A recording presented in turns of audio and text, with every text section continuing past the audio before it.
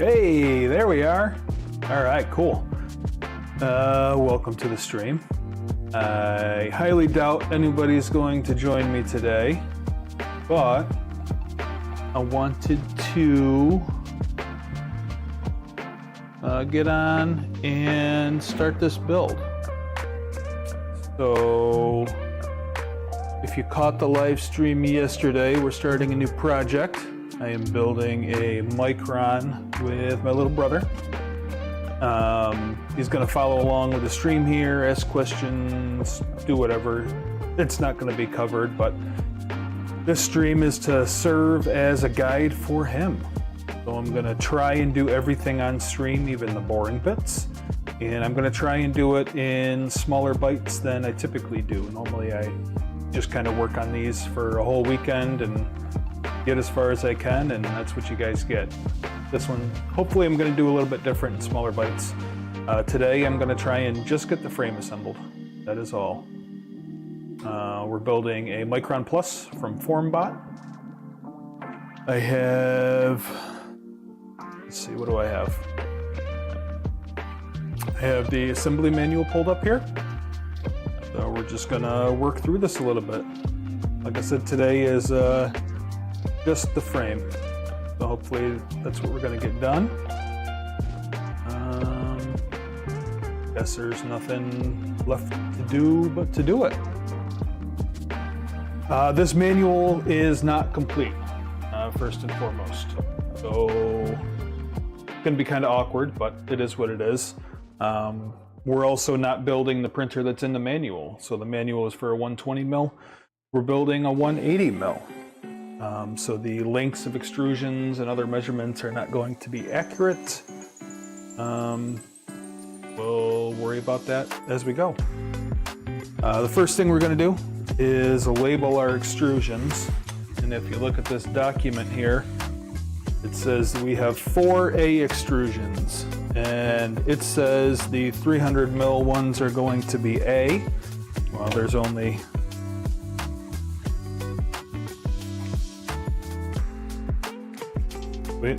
one length of extrusion that we have 4 of. If you look at the manual over here, it shows holes at both ends. If we look right here, let's see if I can do this. We have a hole there and a hole there. These are the only 4 extrusions with holes in them, so we are going to call those A. So I just got some blue tape on these. You can use any kind of tape. You don't even really have to mark them if you don't want to, but I think it's a little bit easier, so I'm going to. And we're just going to call these A.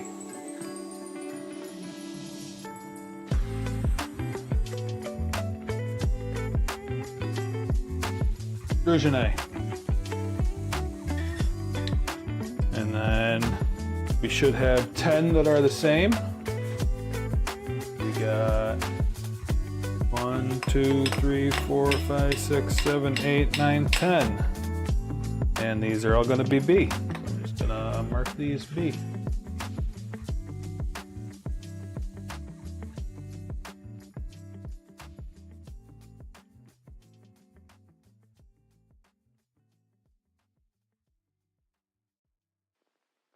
And that's all we're going to need for today. The rest of these are for other parts of the build, but since I have them here, I'm going to mark them anyway. I've got 2 of the same. According to this, are going to be C. I'll mark those C.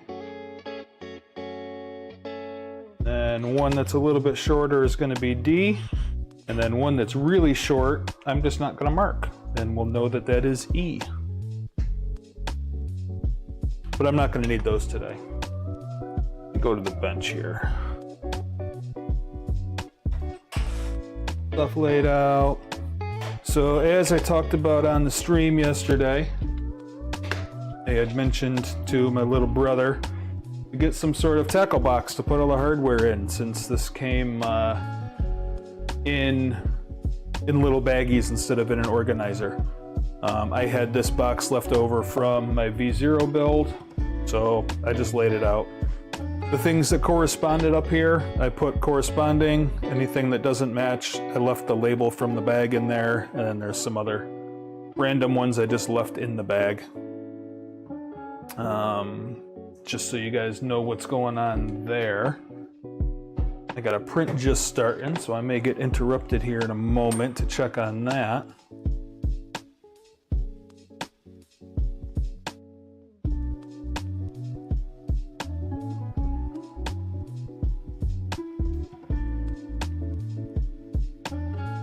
Oh, it wants us to mount the rails first thing, huh? I didn't really want to do that because Drew hasn't seen the parts yet.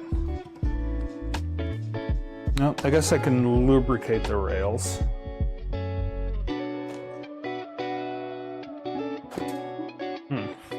Guess I should have planned this out a little bit better. Didn't want to do anything with printed parts until Drew has seen the printed parts. They haven't showed up yet, so.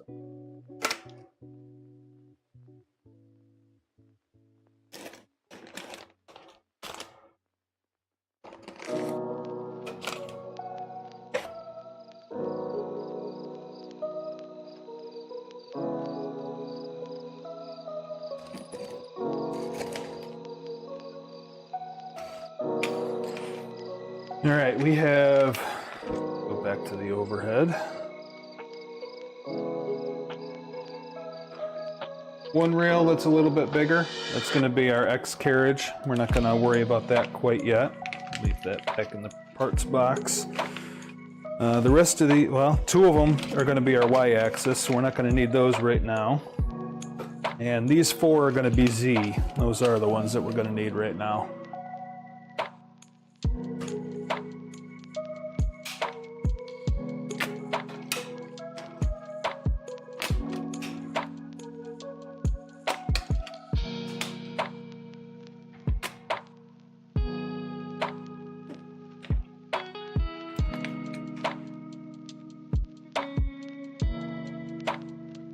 Oh, these actually feel pretty good.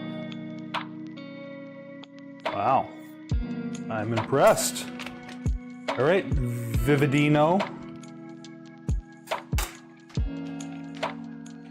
Give these all a look-see here in a minute, but we might not have to do much to these. They don't feel gritty at all. It's kind of impressive. I'm gonna make sure we get some lube in them, but do not feel bad.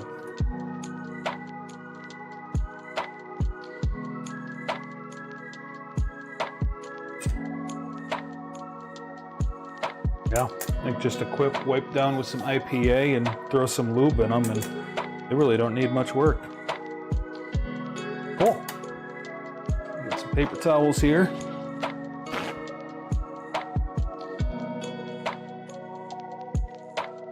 Now with rails this small, I really don't like taking them off of, or the bearing blocks off of the rails, because if you lose a ball, you will never find it.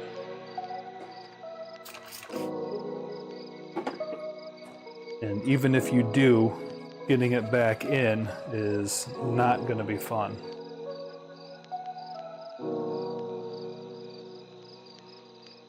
So I am just getting the shipping oil off of the rails. Like I said, they feel really good, so I'm not going to worry about getting all the crummy grease out.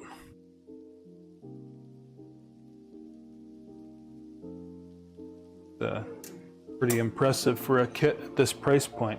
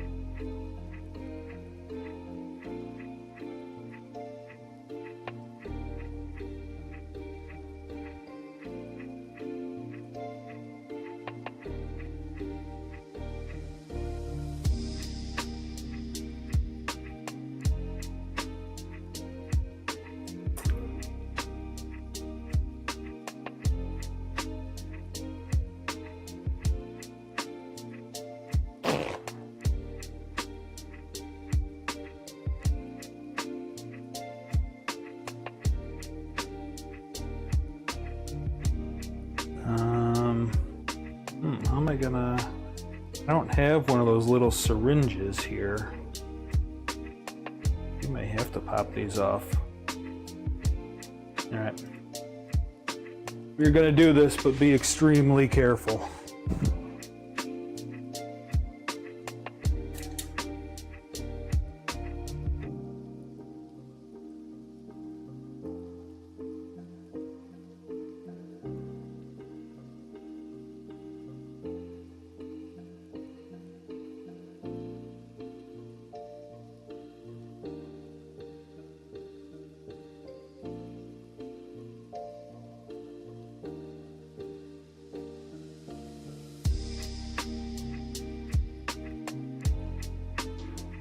And I'm actually going to grab some gloves real quick. And I will zoom you guys in so you can see better.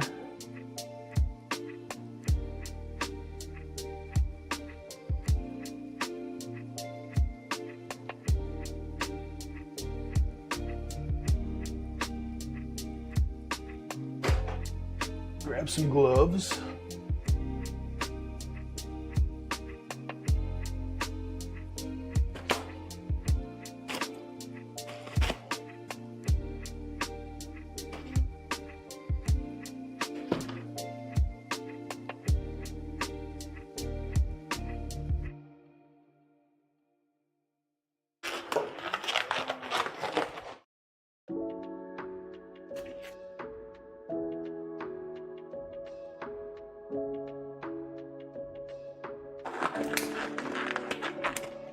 You don't have to wear gloves, but I have some and I'm used to wearing gloves, so that's what I'm going to do. As a auto tech, I wear these gloves all day, every day. So this is the lube we're using, Super Lube. Pretty cheap at Harbor Freight. This stuff's like $5 or $6, I think. And you've seen me do this a bunch of times already. It's going to be exactly the same as I always do. We're just going to very carefully, so that hopefully we don't lose any balls.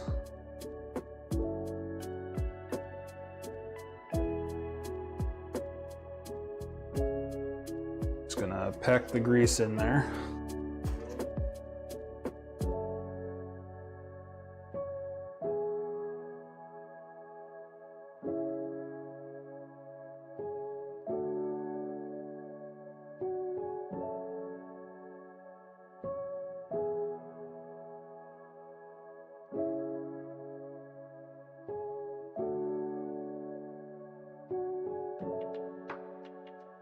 And very carefully roll the balls through one at a time until we have clean balls with no grease. And then we'll pack some more grease in and do it again until we no longer have clean balls with no grease.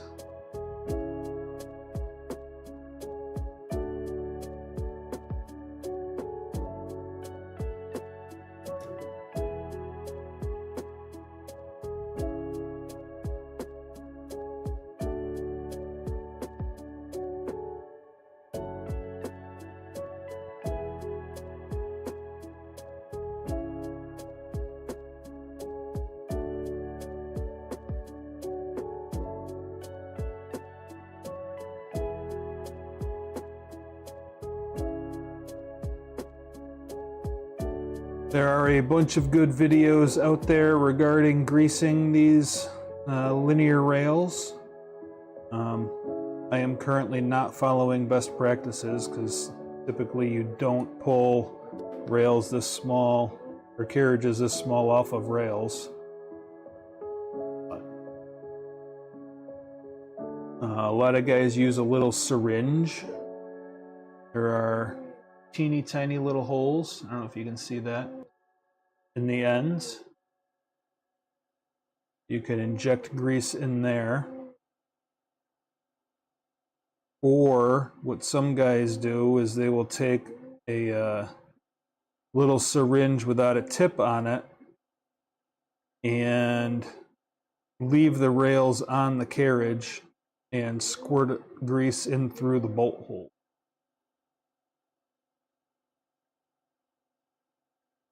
Grease everywhere I need to, so we'll take this extra grease, bring it over to the other side. These are tiny, so it's not going to take much. My tube is a little large for going through the bolt hole, and I don't have a syringe, so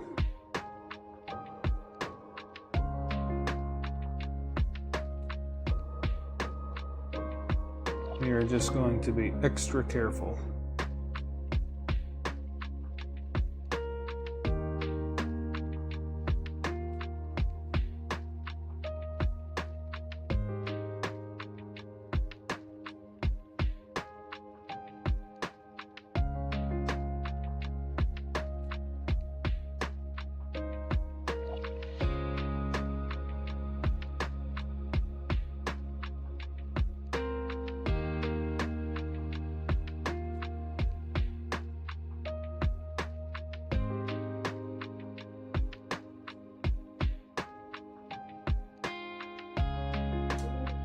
Looks like we're good. I'm seeing grease covering all of the bearings already.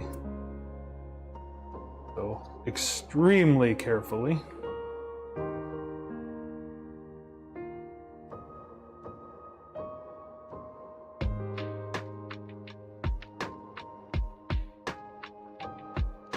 Just gonna put my thumb to hold the balls in place and try and run this rail in. Letting the rail push my thumb out of the way. Right before we get to the end, I'm going to take a peek. Make sure I don't have any balls that have come out of where they're supposed to be.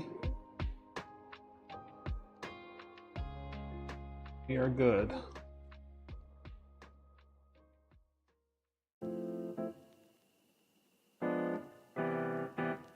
Put that little stopper in to hold the carriage on.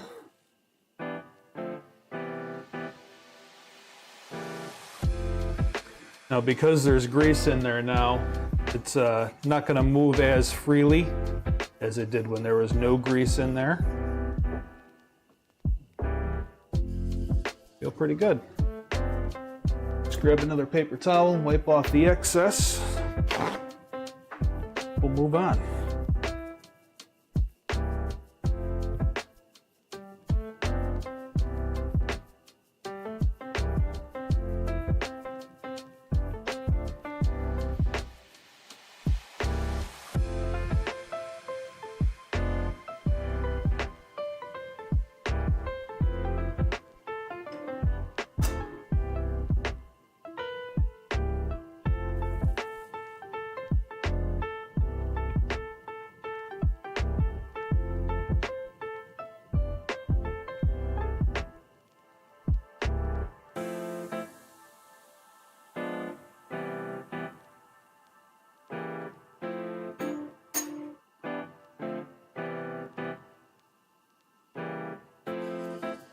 And more of the same. We're just going to do the same thing for all of these rails.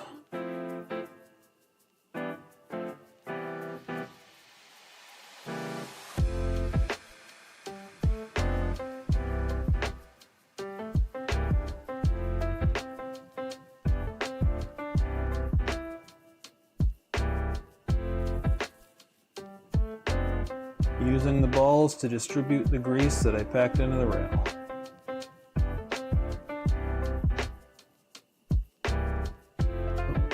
If you look right there, it did have one try and escape, so I'm just going to push that back in place. And time for a little bit more grease.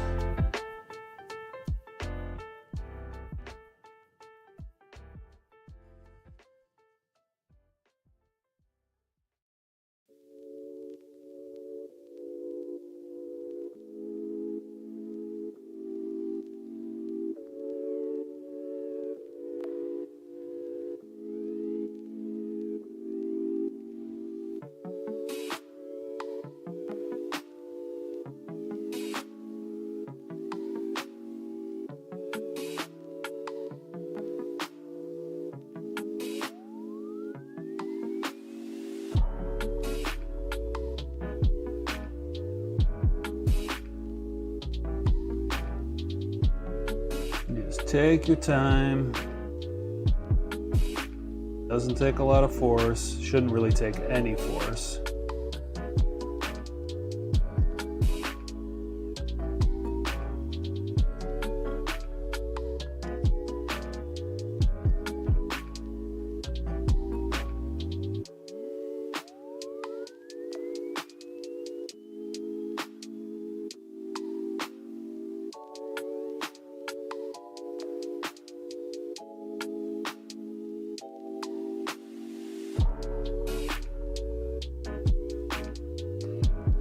Looks like everything is pretty well lubed.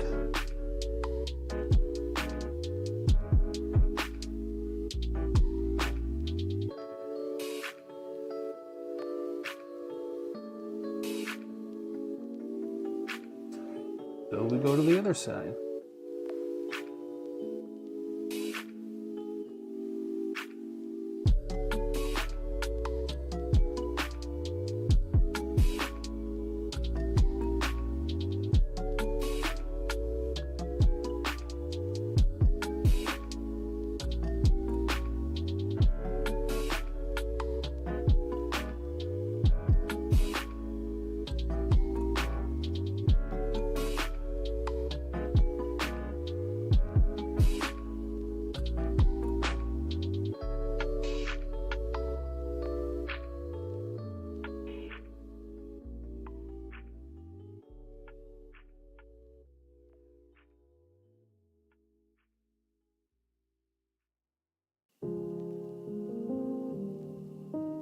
I think I have plenty of grease in here already. I just got to move it around a little bit.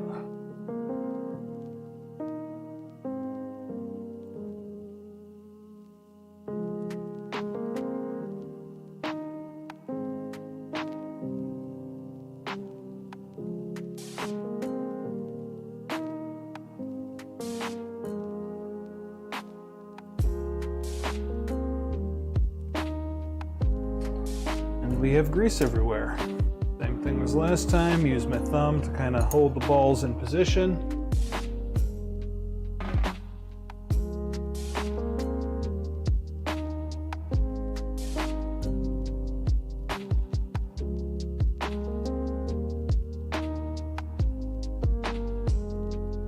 Check a couple times as we go just to make sure there's no balls peeking out. We're good.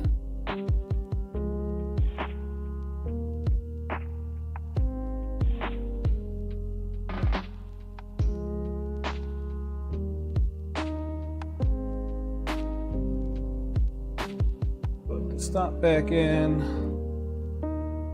run the rail back and forth.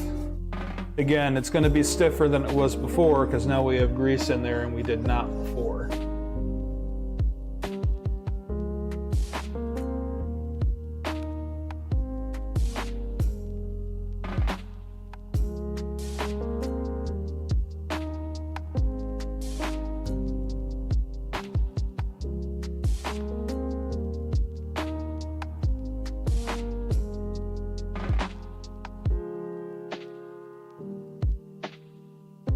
All right, 2 down.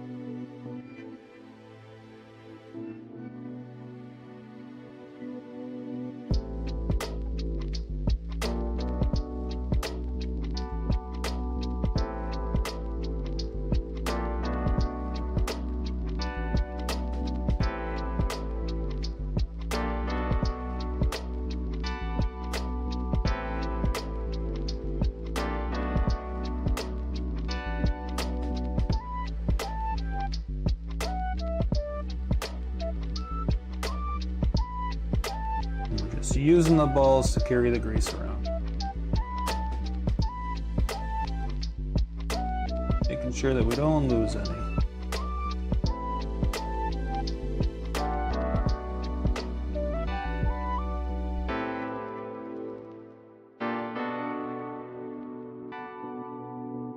And the balls have grease all around them now. We'll just move whatever's extra here over to the other side.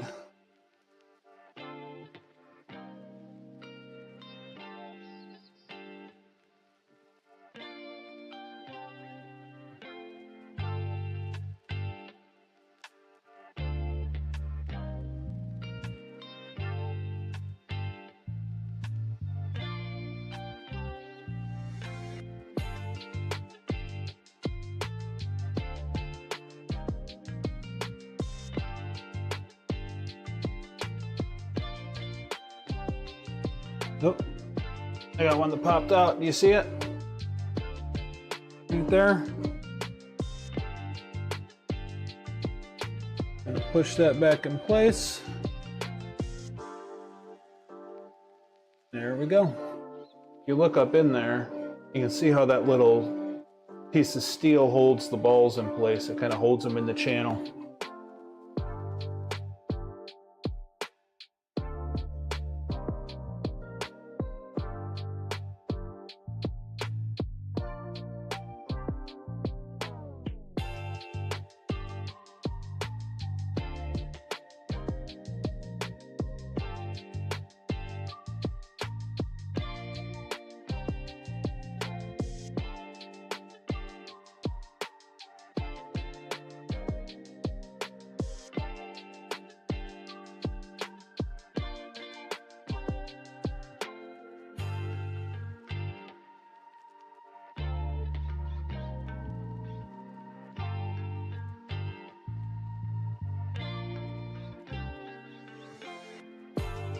Just wait until I see the balls come out, carrying grease out the other side with them.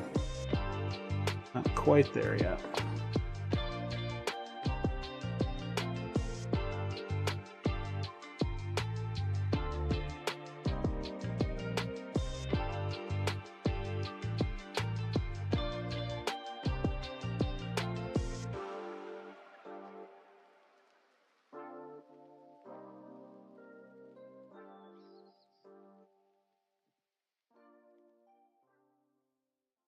Lost another one. I can...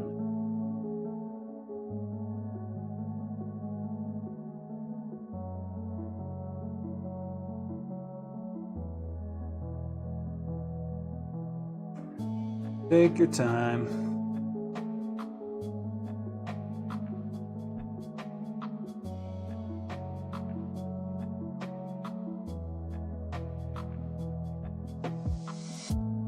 Process is patience more than anything else. Alright. Go ahead and slide this back on just like all of the other ones.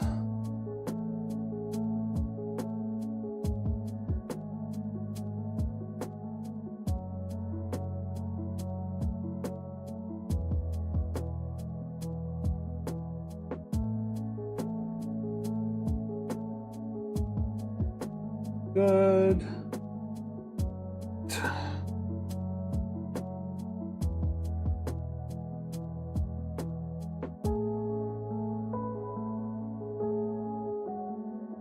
Run this back and forth, get that grease good and distributed.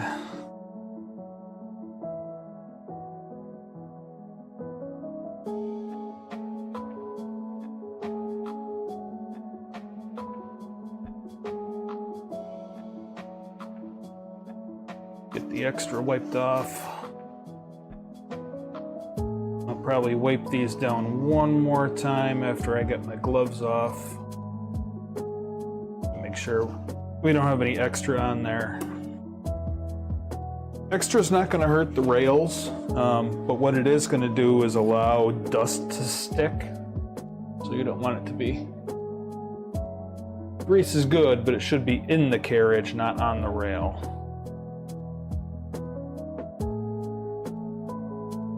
See how they work there.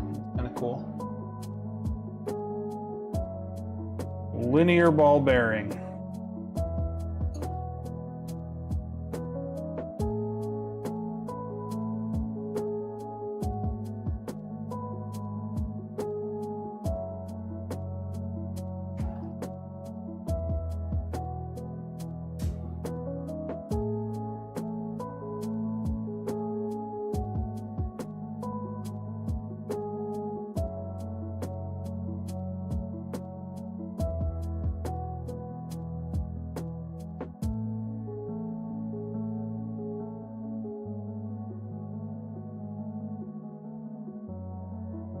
You don't need, I use a little flathead blade for this. You don't need a flathead blade. You can use a small pick, toothpick. Anything you have that's tiny that you can push these balls around with.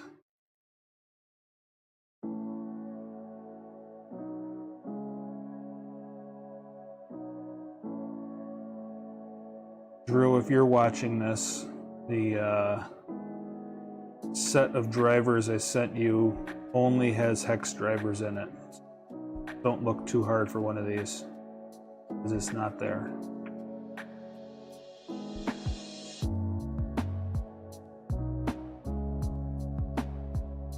But like I said, you can use a toothpick or dental pick. You could probably use the smallest size hex driver in that little Vera kit that I sent you.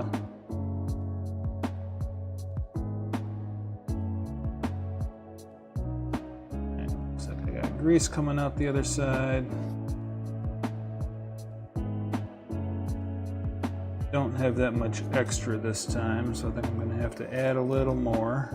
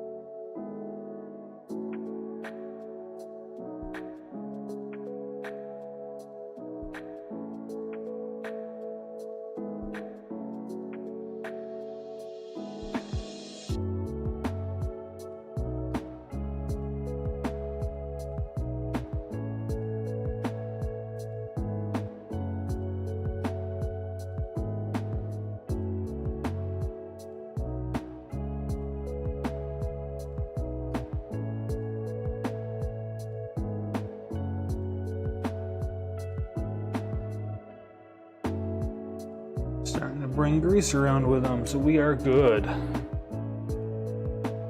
Alright, we will put this rail back on. Clean up.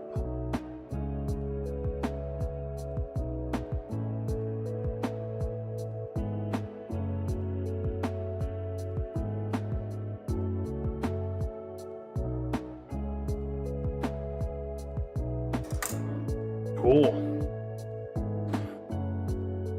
That wasn't terribly bad.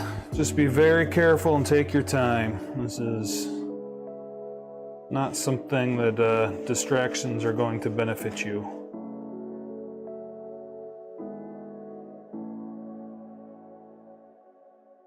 Alright, put the screwdriver down.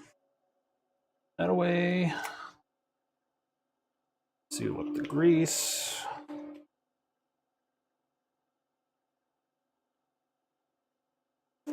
Rip the gloves off. Back.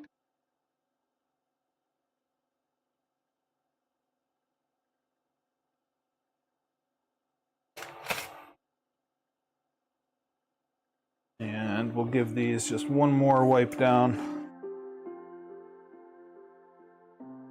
Gloves off for dexterity this time. Wipe down the rail, wipe down the carriage. All of the important parts that need to be greased are inside the carriage behind the seals, so you can wipe off as much grease as you want at this point.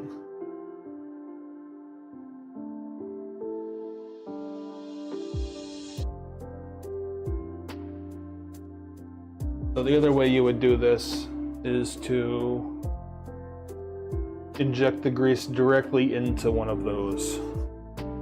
When I did my V0, I had a little tube of specialty Volkswagen grease that we used on convertible tops. And it had a little tip that was that size, so that's what I did. But I don't have that with me now, and I know Drew's not going to have that, so figured I would show off the super lube.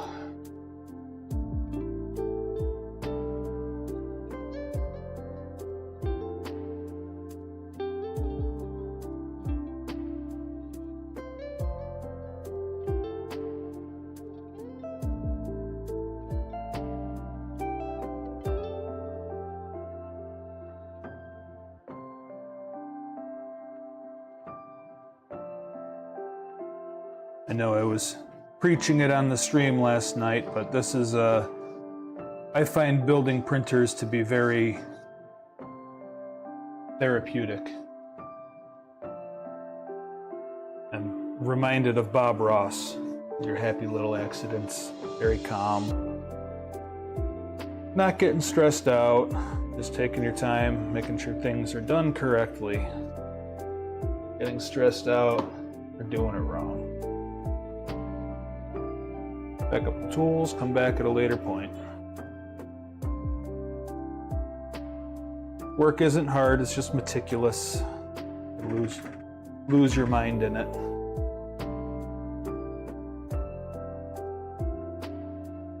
Pay attention to what you're doing, don't let your brain wander.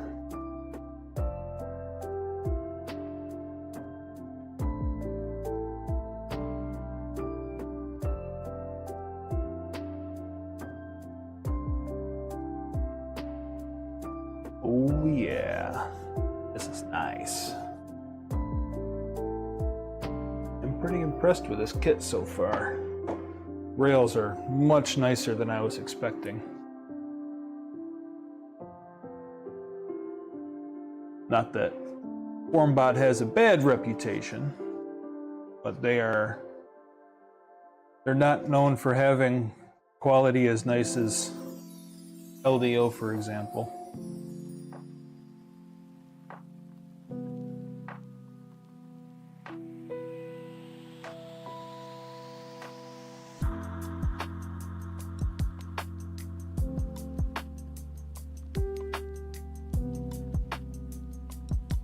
Right. There's definitely, you can feel the difference in these compared to what they were before. Before carriage would just fall.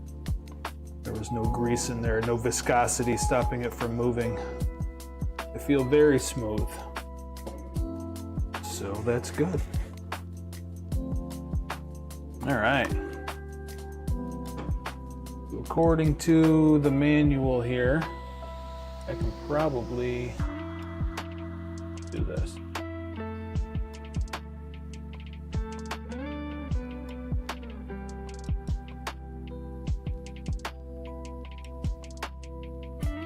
Did that not work? Oh, that's not what I wanted. Oh, wait. Want this.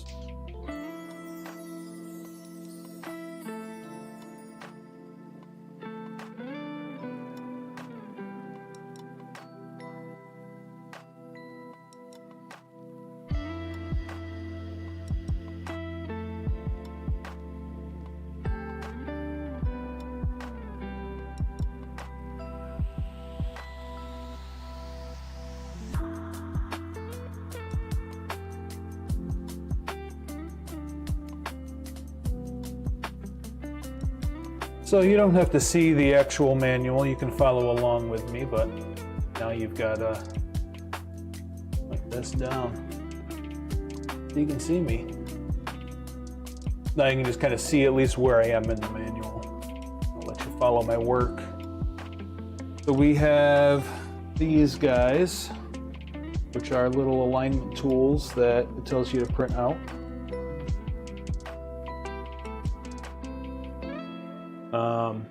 I forgot to print these, Drew, so these are one of the things that I had told you you're going to have to print on your own.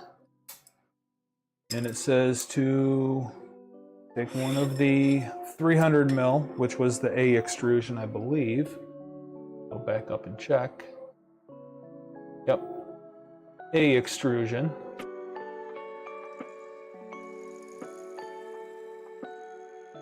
And we have these M2 nut traps. We're gonna populate these with nuts. And I believe we're only gonna go every other one. Oh, well, that doesn't fit at all. Oh, those aren't M2 nuts, those are M3 nuts. That's why.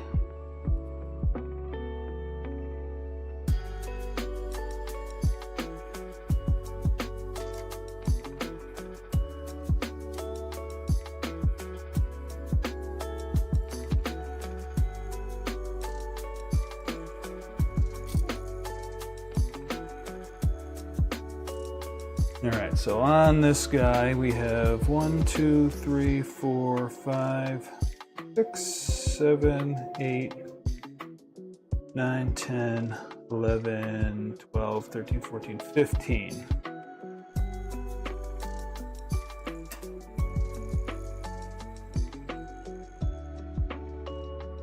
It looks like there is these nut bars have an end that's shorter and an end that's longer. I'm going to make sure the shorter end goes to the outside, the longer end goes to the middle.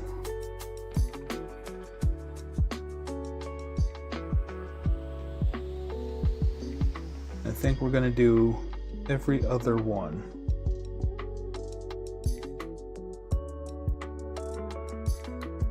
So these little M2 nuts should just press in here.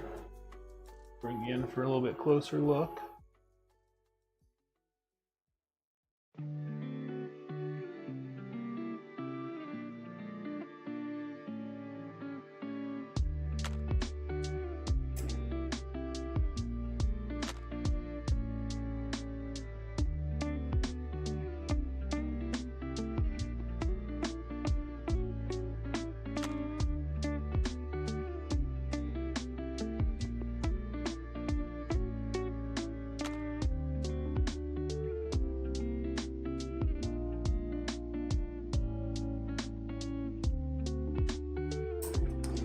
Yeah, so we got one every other one. You don't have to put one in every hole.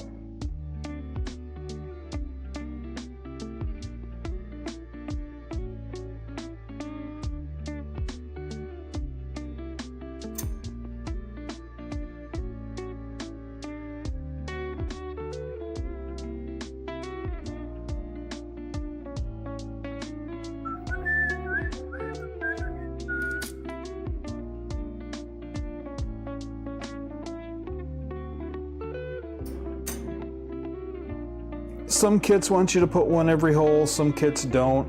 I'm not sure which one this kit is. It's not going to hurt if you do every other, so we're going to do every other.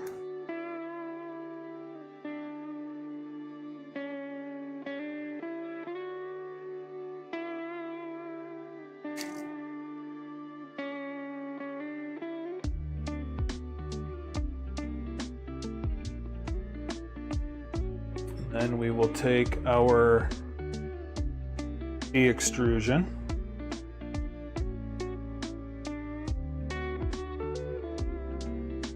and slide these holders up in there. Remember, I said we're going to keep the long ends towards the middle.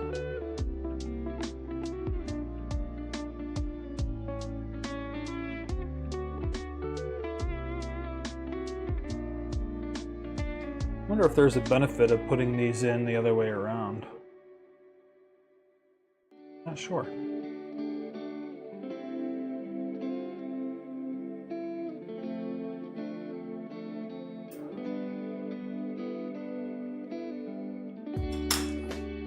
So it looks like this guy goes on the rail like that.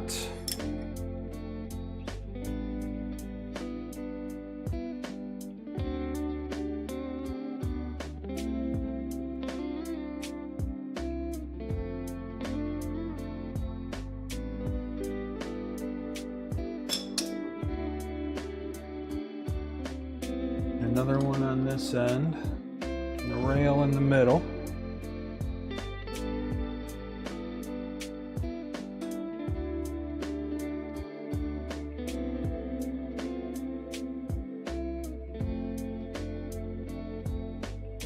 And we need some M2 by 6s. Gonna be these tiny little guys right there.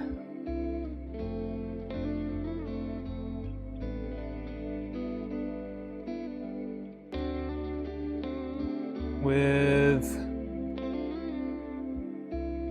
1.5 X.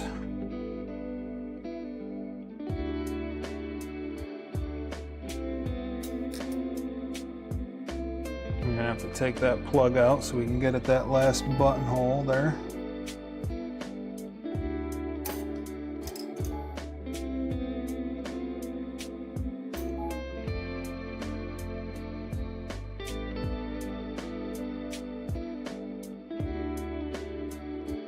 We're not going to tighten them down yet, we just want to get our screws started.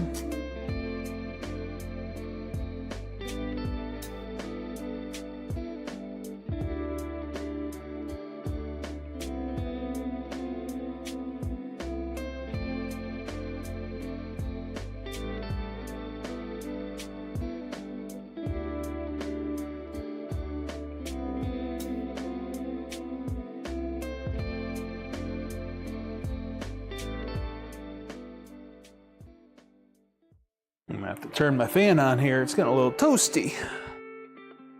Hopefully you guys don't hear this. Not that there's anybody here anyway, but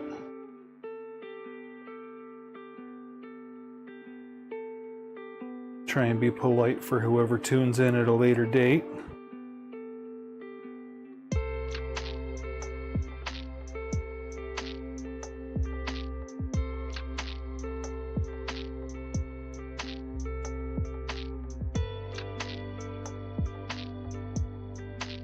Oh, there is not one in that hole. Looks like the center two are going to be empty. Yep. So the center two positions on the rail are not going to be populated with bolts or nuts. Oh, you know what? I am mistaken here. None of this is correct because we need to start at the end.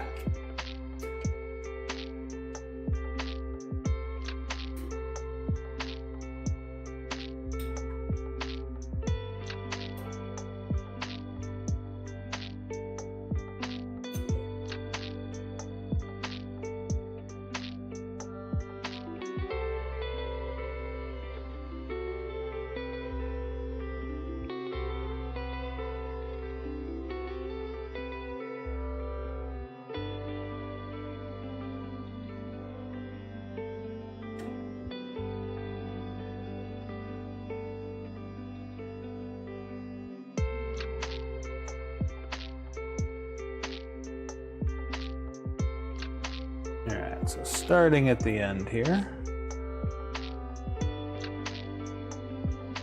There we go.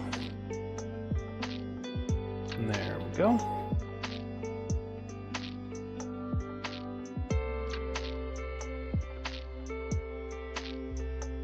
There we go.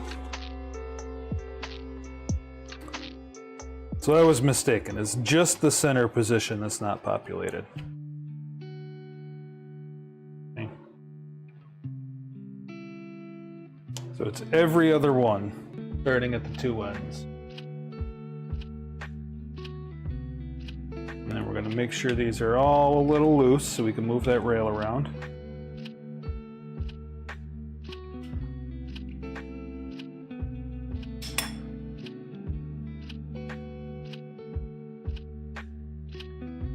And just like the instructions say, we're going to put this alignment tool on. We will stand the rail up.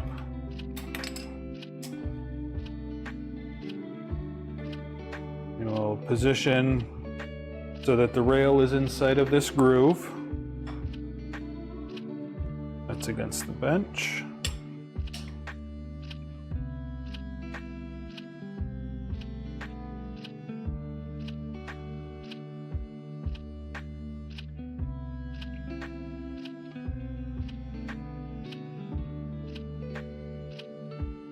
then tighten it down. This way we know the rail is in the middle of the extrusion. Now I'm not going crazy yet.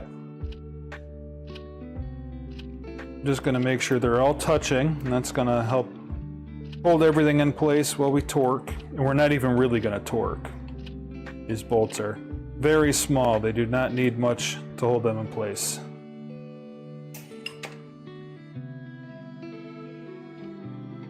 Don't have to crank on them. That's why I sent a set of these instead of Allen keys, because it limits the amount of force you can apply to that little fastener.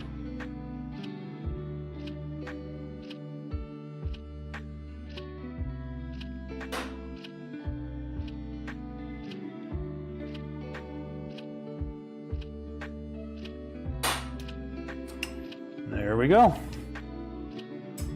One A extrusion down.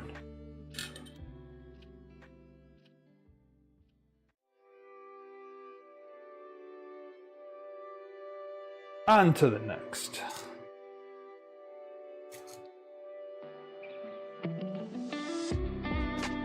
Still nobody here. Completely fine.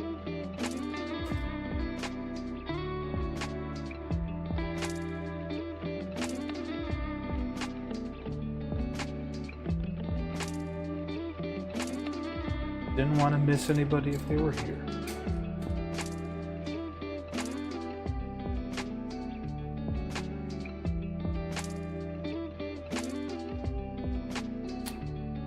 I think I'm going to change up my camera one more time. Instead of having a view of the side of my head, I'm going to give you guys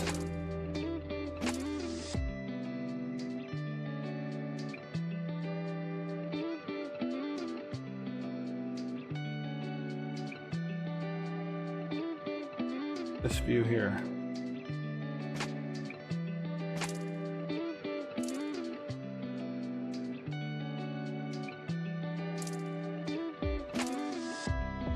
It's not the one that I wanted. This one is.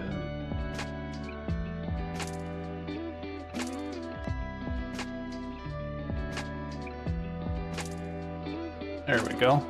Now you got this camera, and I can show you stuff.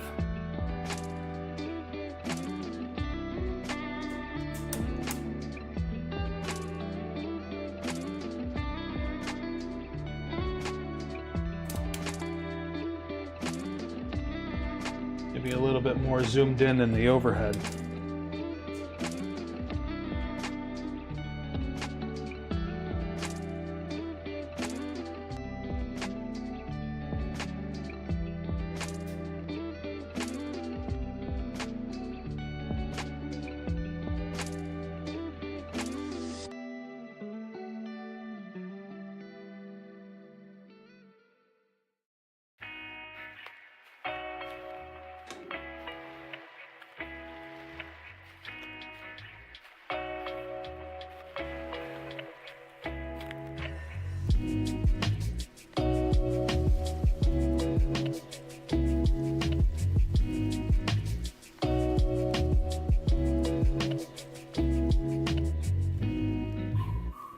Probably make that a little bit bigger too.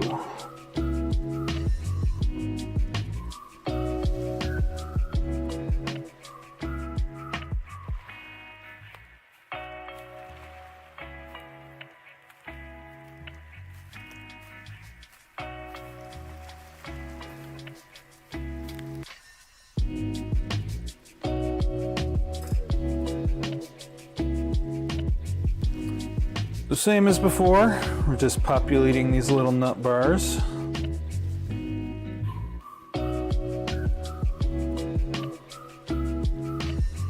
As you saw previously, these hold the nuts in place so that you don't have to align them on the rails.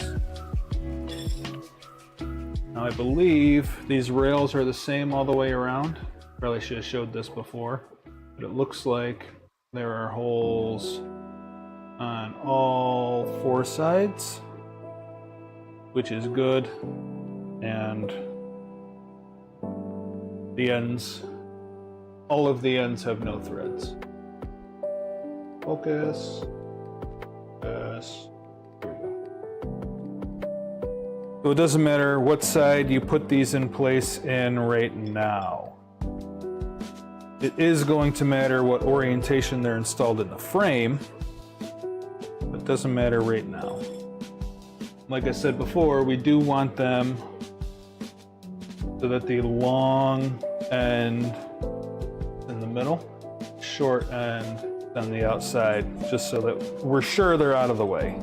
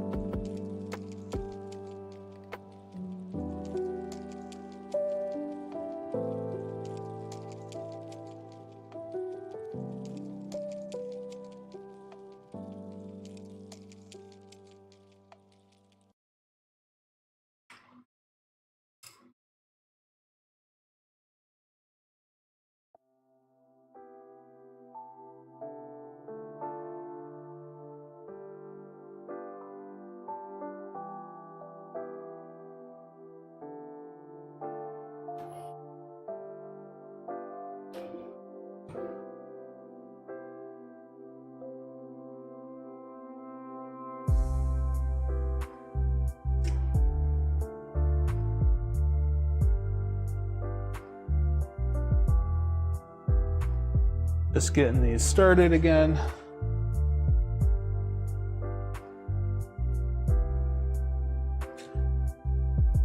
And then we'll use the tool to square them up.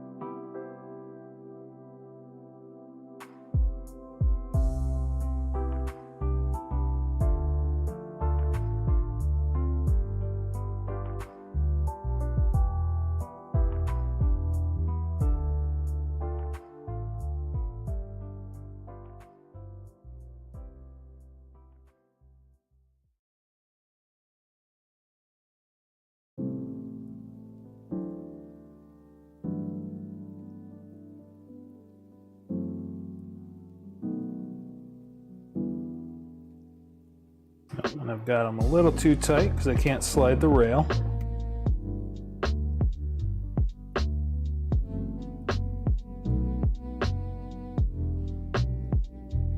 There we go. All right, according to the directions, I messed this up. This is supposed to go on the rail thusly to hold it centered. I think it works the other way as well, but we'll do it this way this time. And then the other end we did correctly. Just like this. Against the bench. Rail down against it. And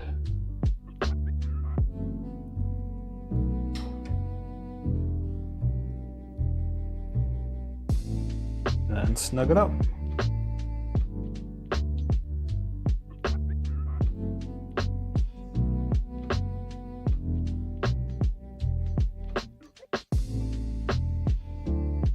Now, I've never built the 2.4, so I'm not sure if you have to go through and align the rails afterwards. Make sure there's no binding or anything. So I'm not sure about that, but we are, on printers that I've built, I have had to go back and make sure that the rails move freely, so I'm not super concerned about getting things perfect right now, because ultimately they all need to be parallel with each other. That's what's important. we go. Number 2 in the books.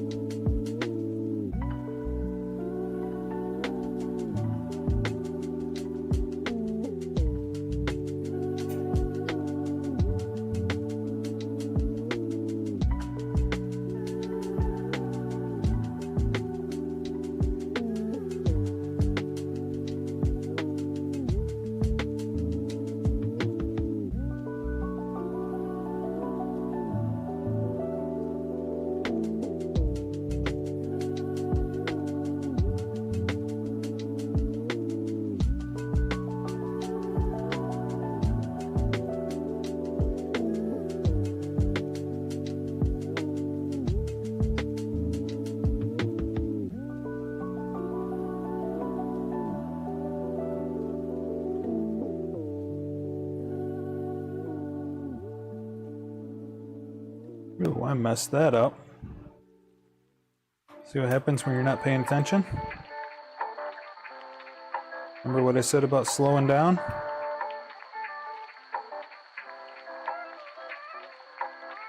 I'll let my mind wander.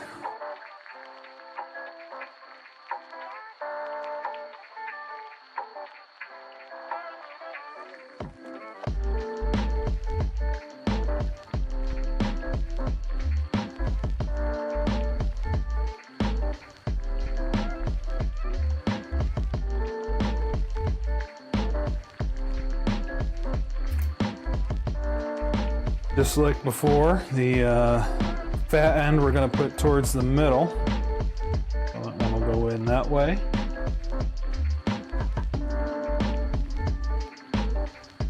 That one will go in that way.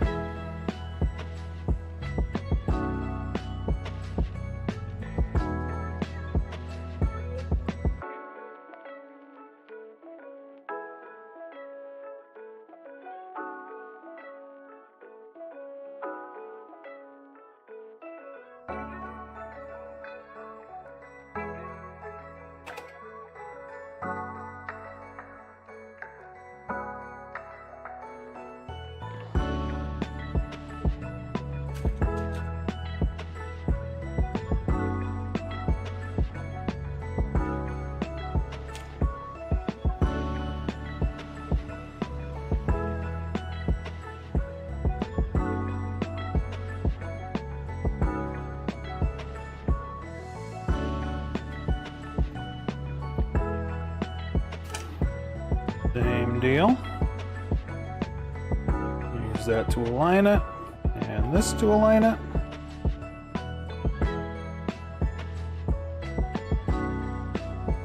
Push it down against the bench. Snug them up.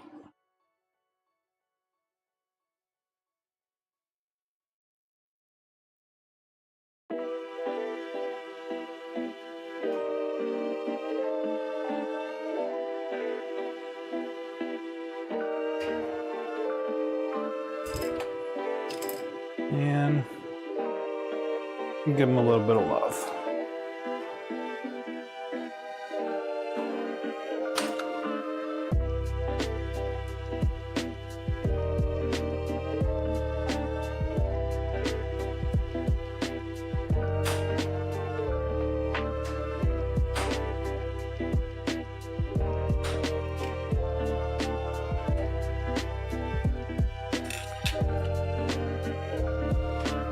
All right, last one.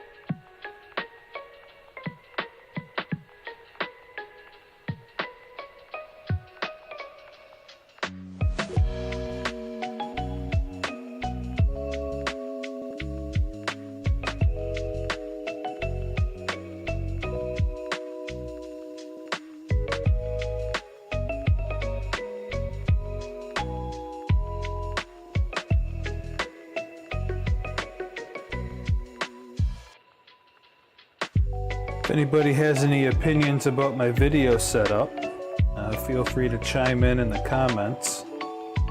If you like this desktop cam better than the overhead cam, I can certainly swap them if you think it's more beneficial.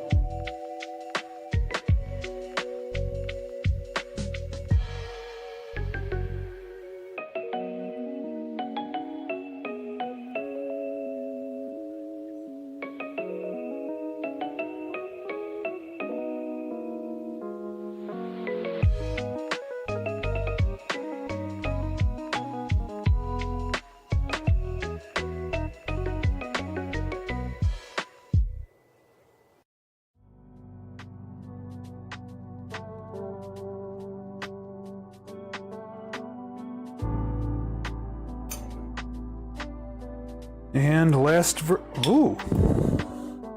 Oh, my nuts fell out. That's no good. Be careful of that. That's the first time I've had that happen.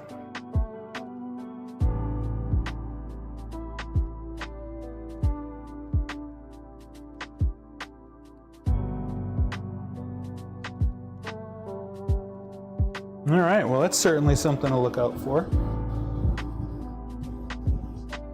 Hopefully there's an extra nut.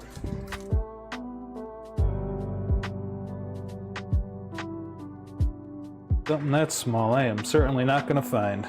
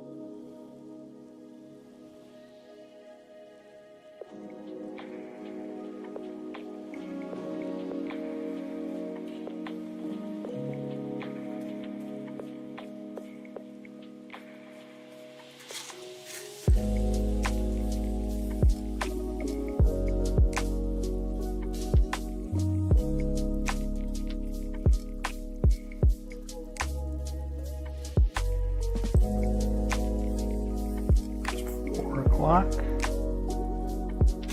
maybe we're not going to get the frame completely assembled today.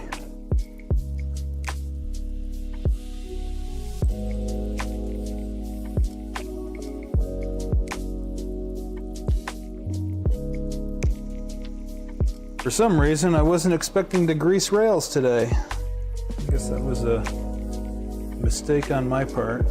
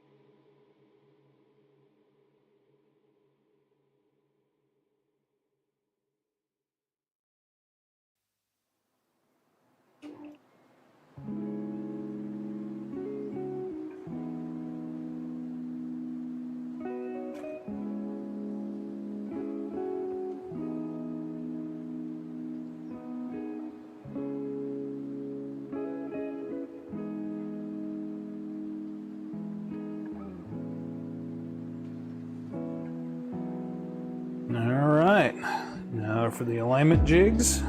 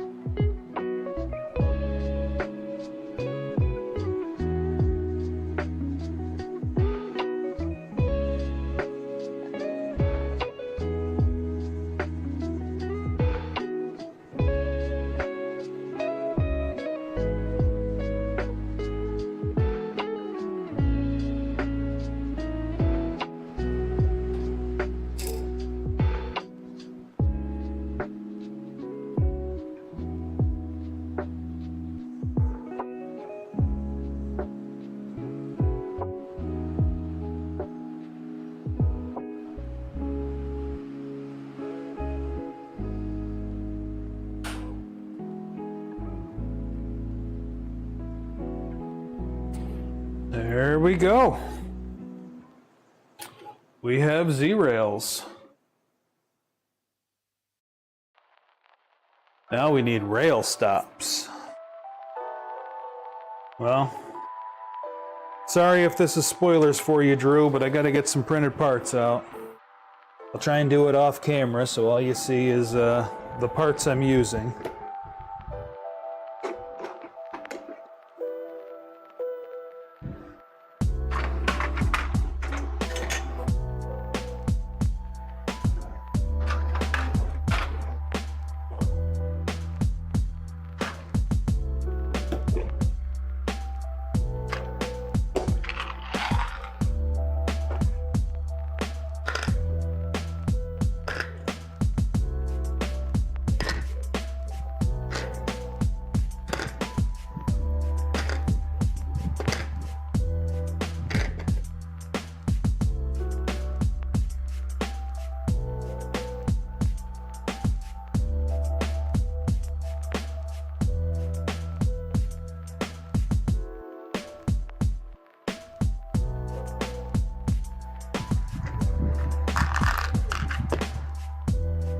Alright, so it says to loosely screw an M3 by 8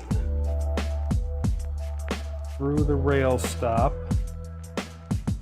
into an M3 nut.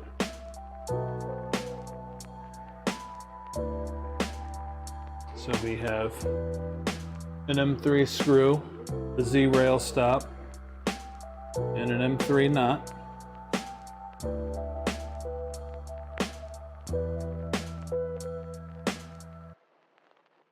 And then these are going to go at either end of the Z-rail.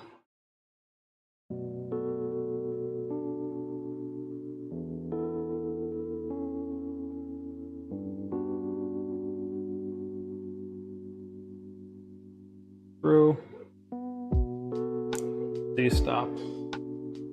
M3 knot.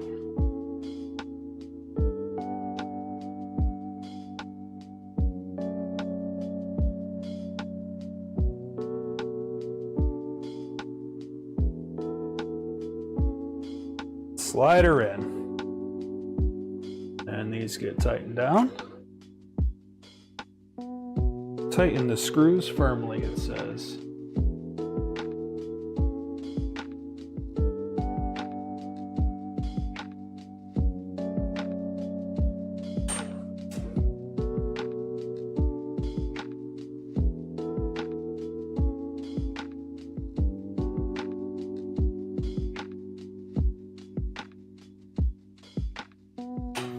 And we're not going to need these guys anymore.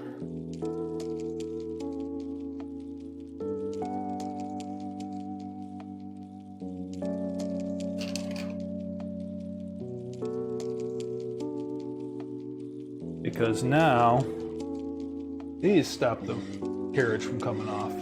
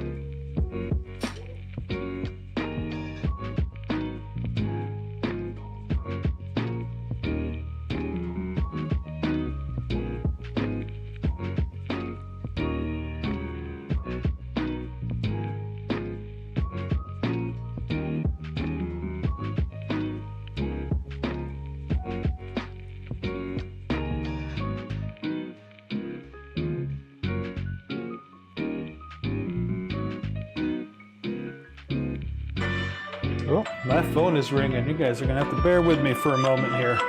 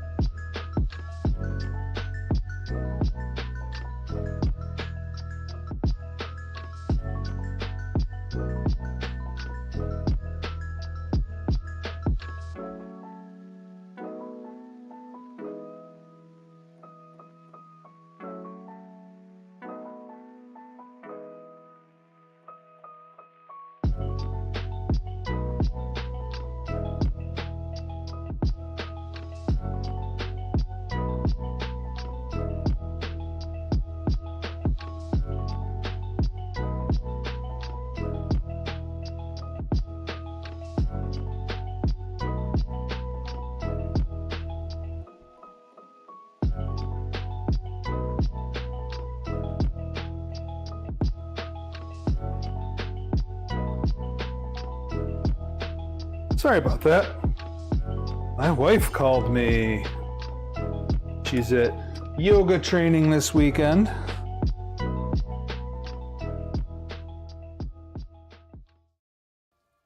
Some of the girls at yoga wanted things printed for them, so she's taking orders.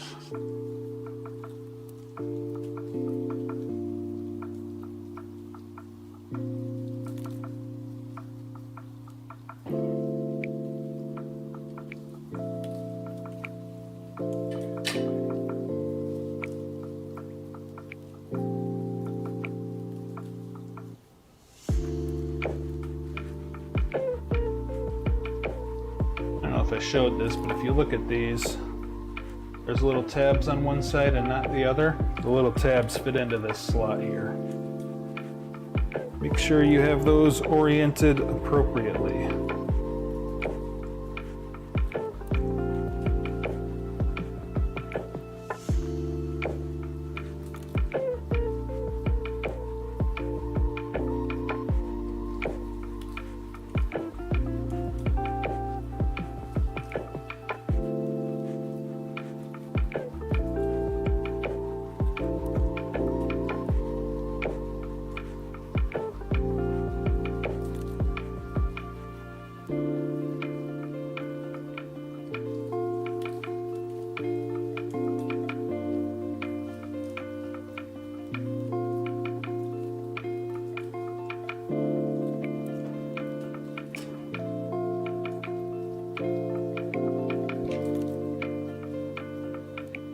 There we go.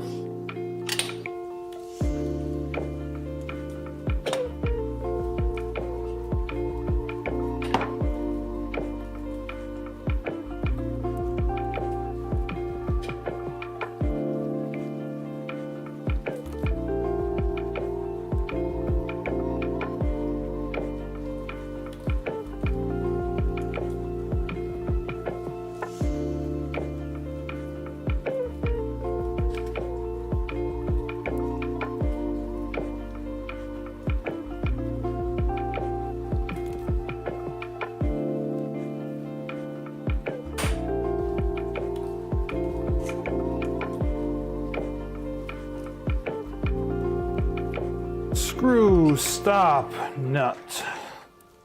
Screw stop nut.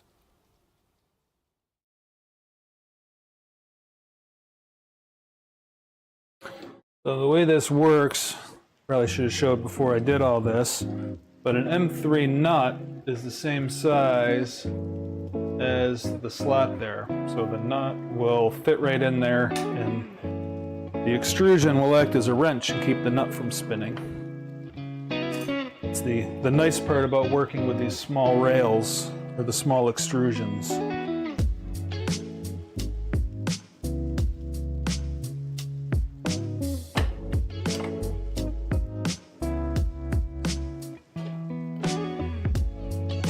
And there we have it.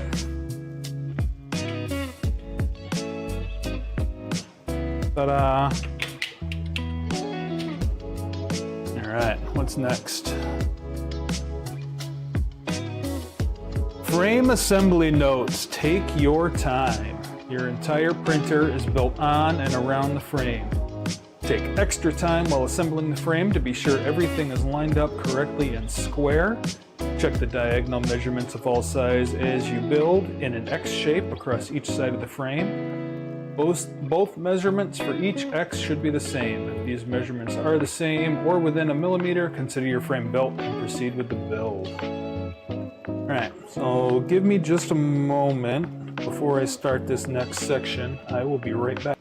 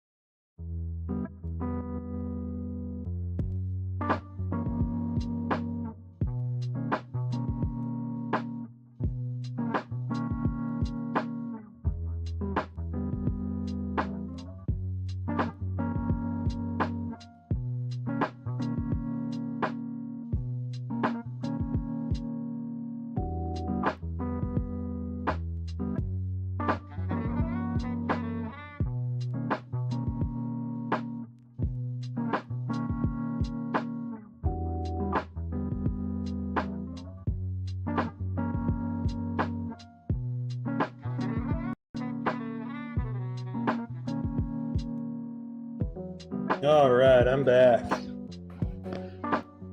Sorry about that. Want to make sure I'm taking my time here, doing things right. So the instructions here talk about blind joints.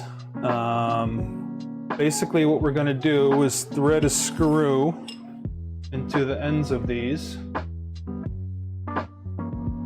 3 by 8.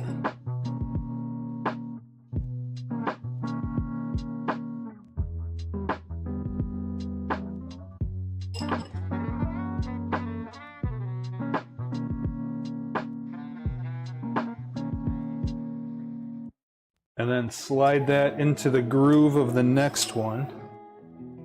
And that is going to be how we attach the sections of frame together.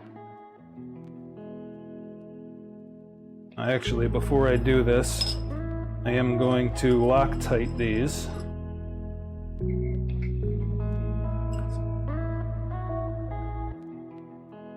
Typically, I'm not assembling a frame.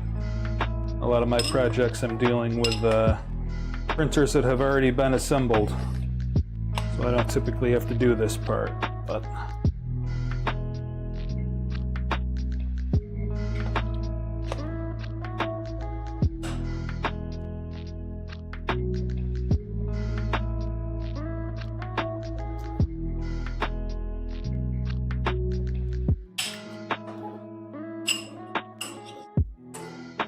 these are, if you haven't noticed, these are B extrusions that we're using. B's are going to be the tops and bottoms. I believe the bed rails, maybe? 1, 2, 3, 4, 5, 6, 7, 8. I get this fancy Loctite in glue stick form. Gonna make it nice and easy for us because we can just kind of dip the screw in. You don't need a ton, just enough to keep her from wiggling out. That is way more than enough.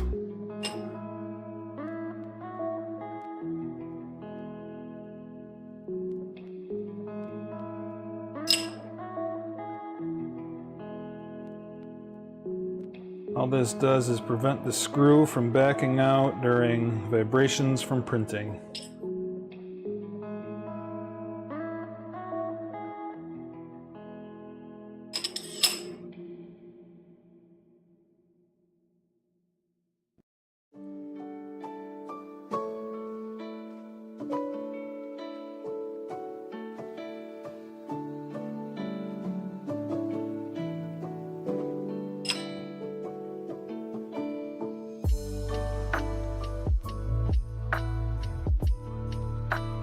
Technically, you could have put Loctite down for the screws that hold the rails to the frame as well.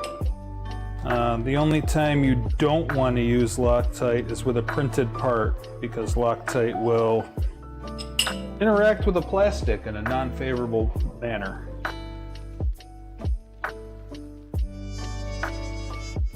Compromise the chemical characteristics of the plastic, which we don't want.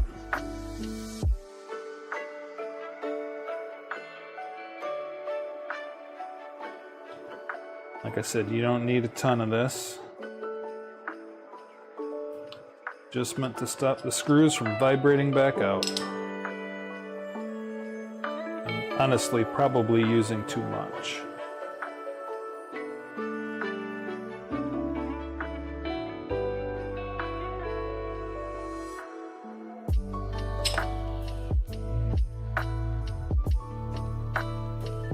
I'm just preloading the ends of 4 of these B extrusions.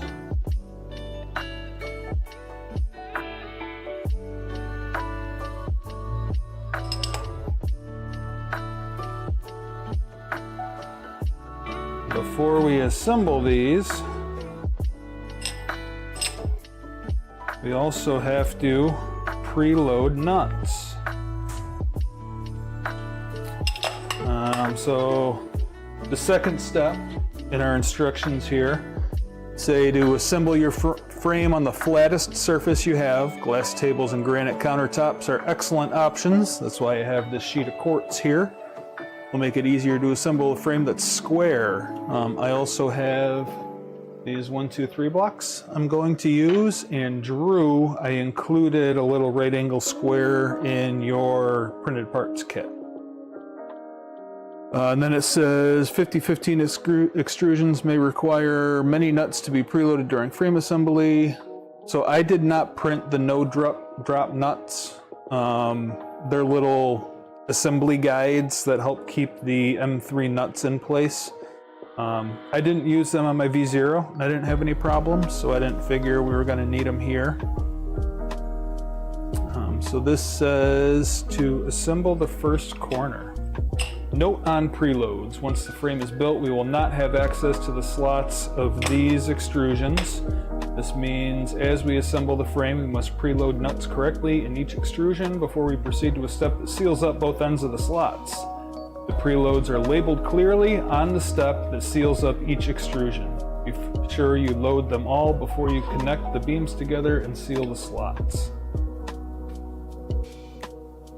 So we are working on corner 1, and it says it will always be the rear left corner when referenced. We're going to make it look just like the picture here.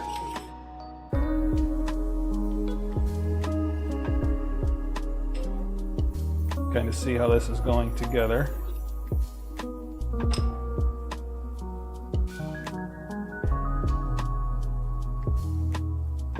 We're going to have those 2 screws coming together. And this is going to slide and capture both heads.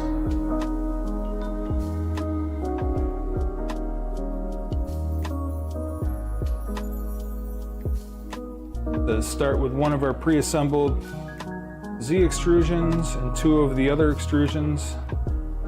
We did that, lay them out.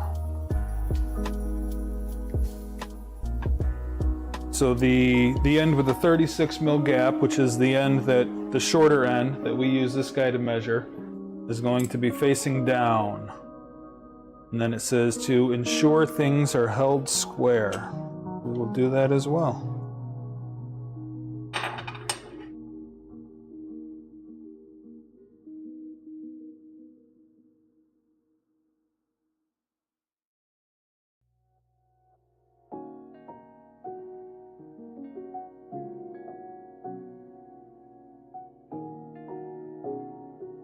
So those holes that I showed you guys earlier in the sides are what you're going to put your nut driver through. Can't really show you this while I'm holding it square. I can show you after the fact though. That's what you're going to put your nut driver through to tighten the head of the bolt that's in the end of the extrusion.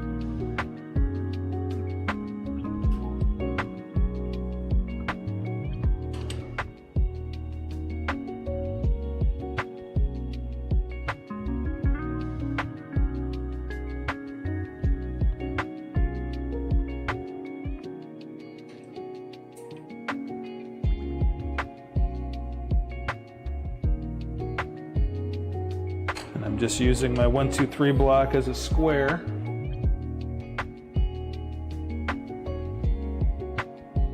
Make sure things are held where they're supposed to while I tighten.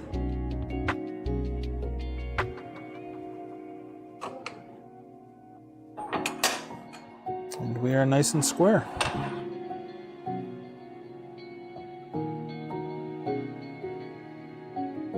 You can see, can you see? See that bolt head in there? That's how you're going to tighten it. If you look from the bottom, you should be able to see bolt heads, holding it just like that. So there's one corner.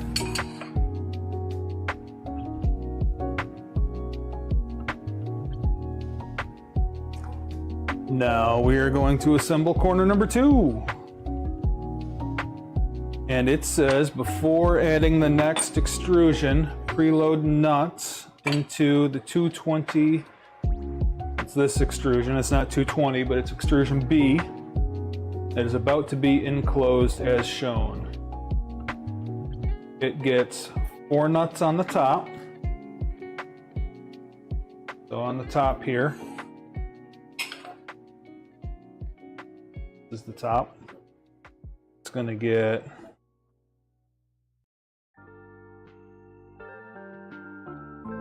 one,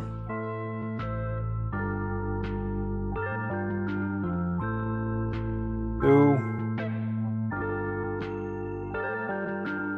3,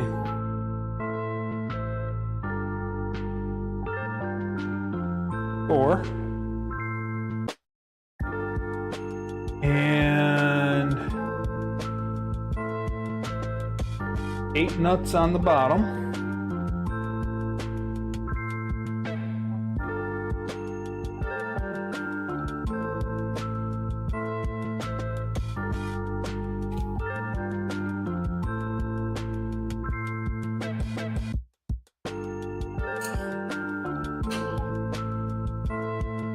So this is the bottom.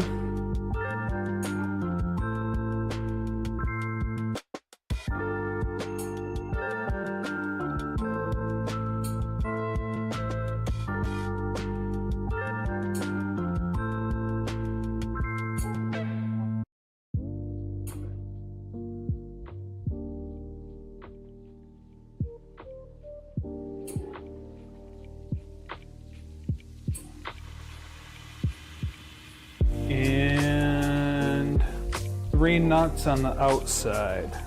So this is the outside.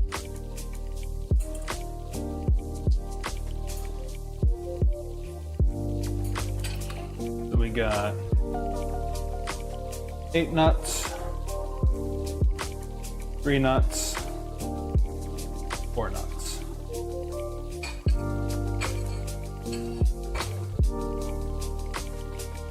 And our next rail. Corner extrusion 2 will install the same as the first joint.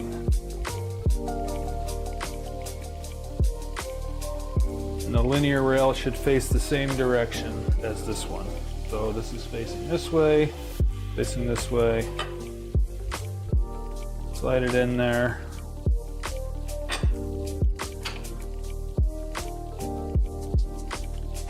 Just a couple of these guys to make sure it's square and flush.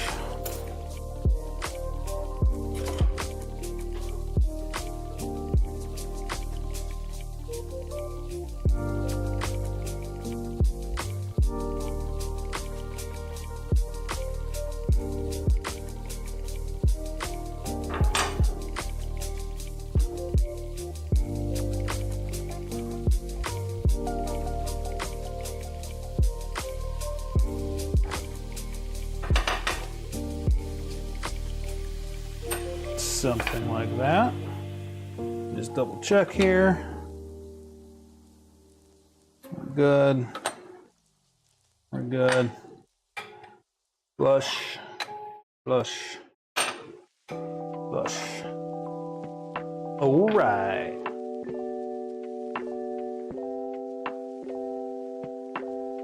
Now we need another B extrusion. Again, using our square.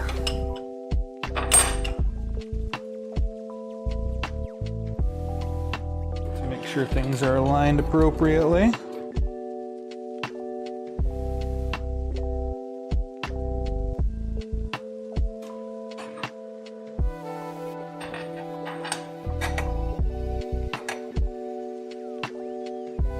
Looks pretty good.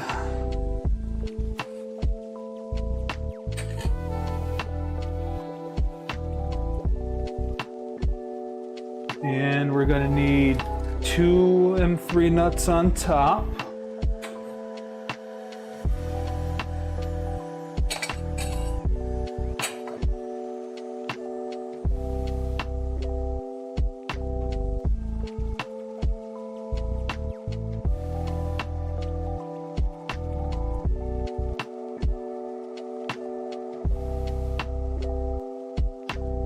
Three M3 nuts on the outside.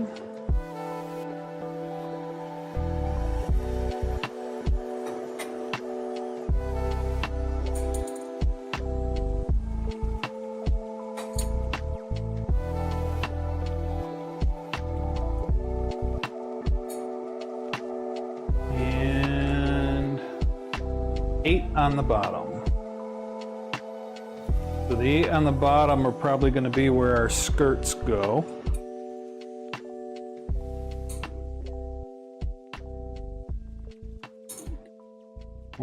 Three on the outside are going to be for our panel retainers.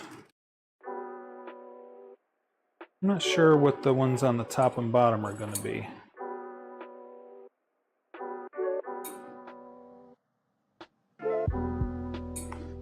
One, two, three, four, five, 6.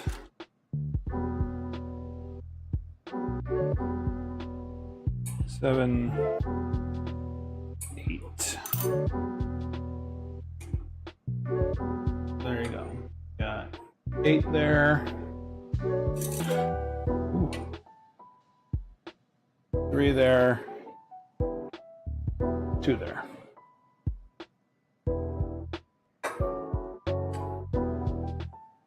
And another corner.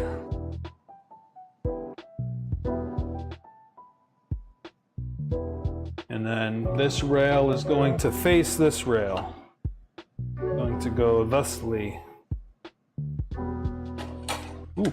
Sorry about that. Just gonna snug this up a little bit and then I'll get my corner in place. My square. I guess I could put it, well, that rail's in the way of putting my square there. We will just have to do this and make sure that we are against the flat surface, and hopefully, we're going to check squareness in a minute. Hopefully that is square enough.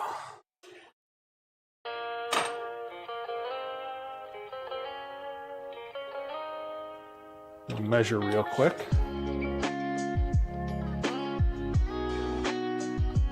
There's 310 across the bottom.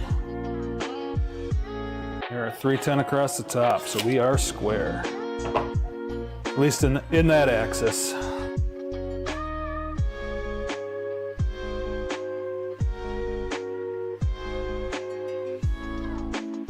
Now we have the last B extrusion.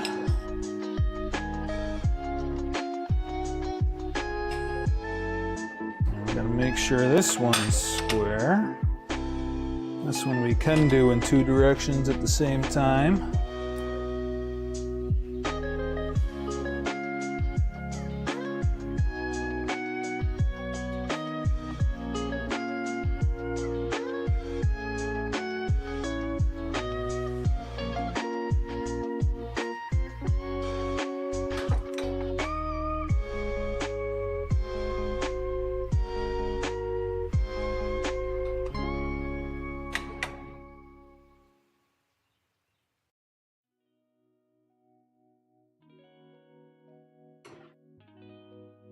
Well, a little concerned about this, but we're going to measure it when we're done, so.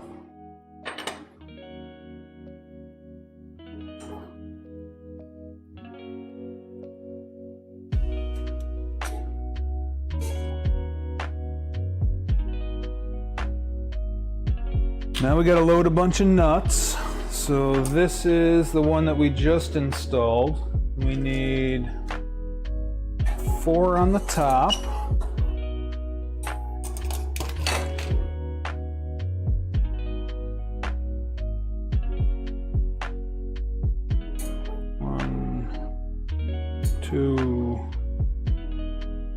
3,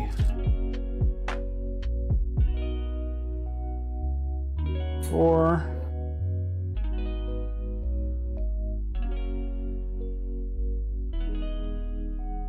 Says we need 8 on the bottom.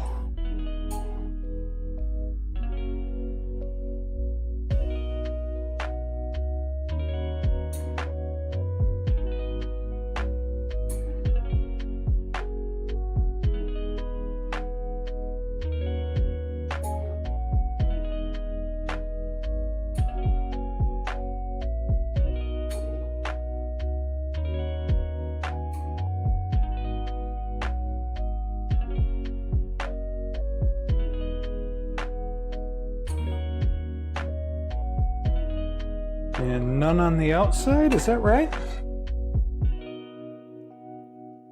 Oh, because this is for the door. So there's not going to be any on the bottom here because that's where the door is going to go. So that makes sense. And then on this one, we need 2 on the top. 1, 2. 3 on the outside. 1, 2, 3.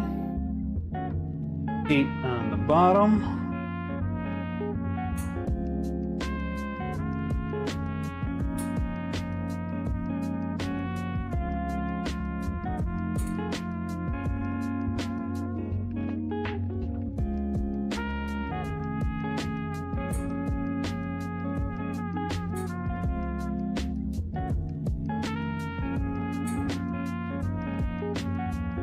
There's 7.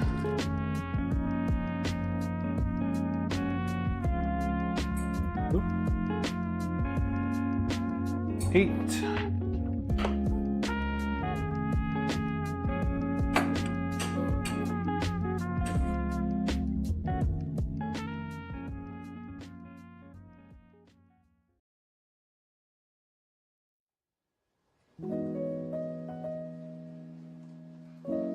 And the last rail.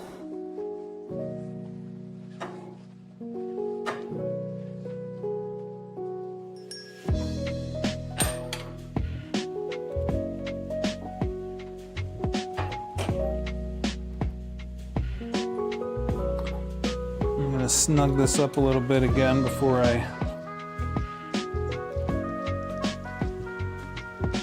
work on squaring.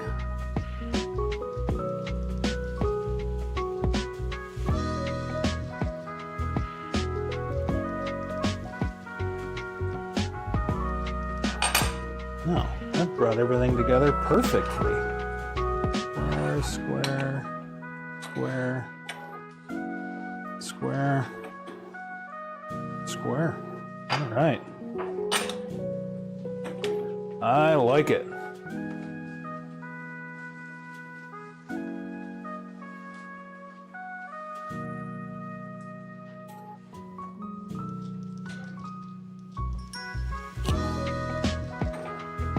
Here we go.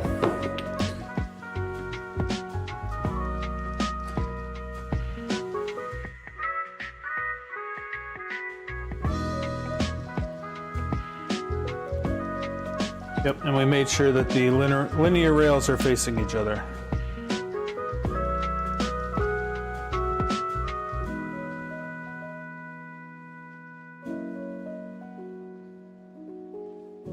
The bottom half of the frame is complete. Great job. Did you get all the preloads in place? This would be a great time to make a visual count and double check. I double checked as we went. You guys watched me. Oh, Drew's here. Hey, Drew. Sorry, I missed your entrance.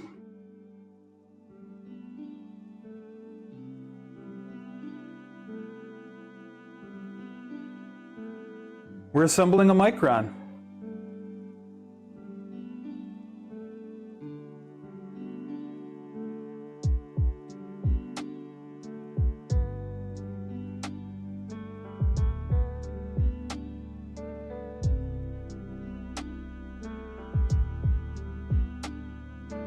If you want to be surprised with your printed parts, you shouldn't watch.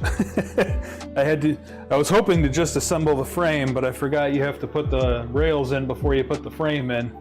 And there's some printed parts involved.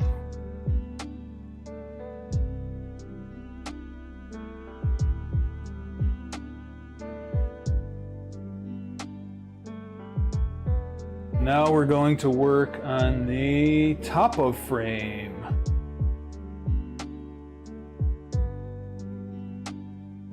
Need 4 more of these guys.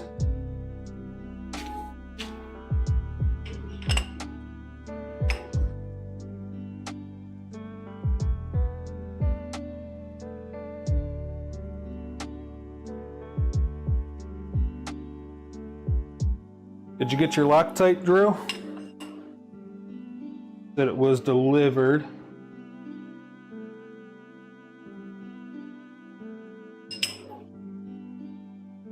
I'm not going to be on for a ton longer.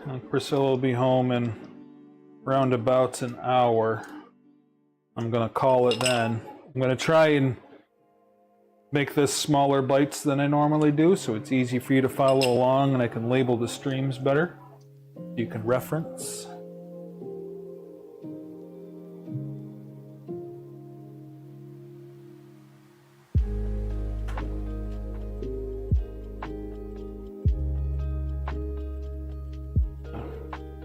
Preload some Loctite and blind joints here again.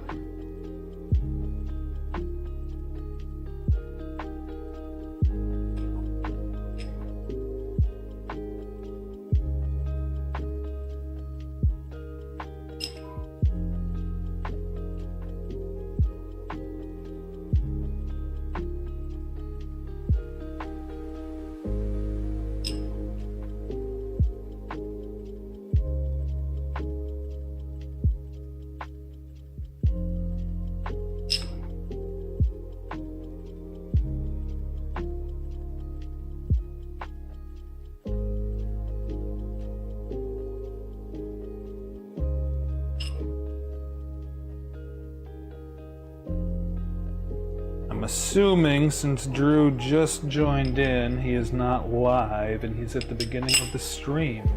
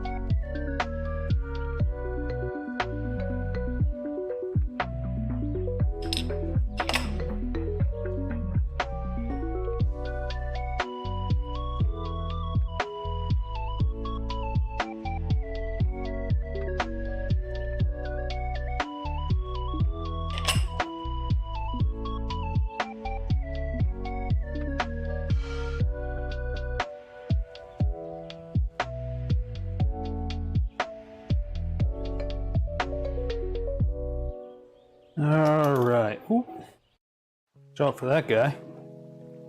The remaining 4 2020 extrusions will install using blind joints. Some of the lower ones were assembled. Following pages will detail the preloads for these beams, including preloads for additional handles. So the handles we are using are not going to use preloads. So don't have to worry about preloads for the handles.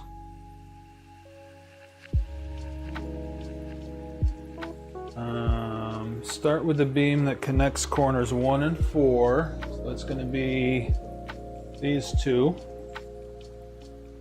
It receives 4 nuts on the top if using handles. 3 nuts for no handles. It gets 3 nuts. So, be careful it doesn't go out the other side on us.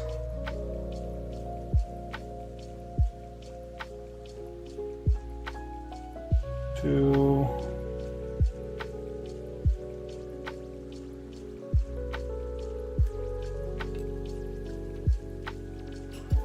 Oh, come back here, you.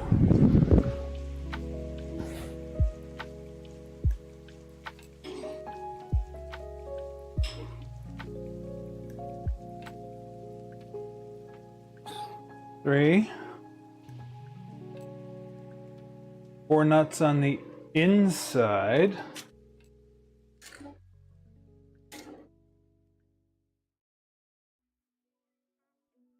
So this will be the inside. 1, 2,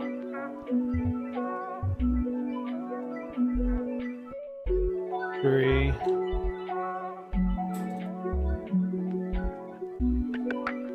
Hope I don't drop too many more of these.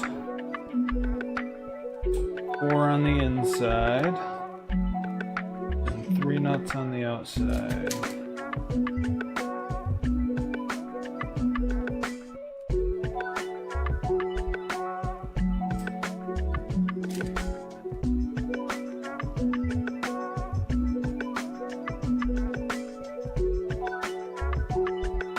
Okay, so outside, top, inside. Now to make this a little easier on me, so I can show it a little bit better, I have this oriented properly. 4 nuts on the inside, 3 nuts on the outside, and then the top nuts I have on the bottom, and I am going to invert this, I think. Do I need nuts on corner 1 or 4?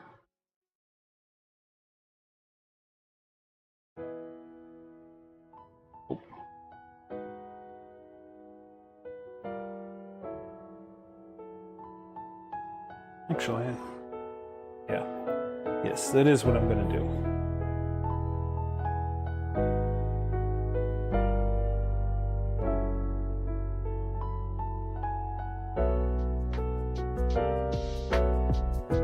So this is corner 4, this is corner 1.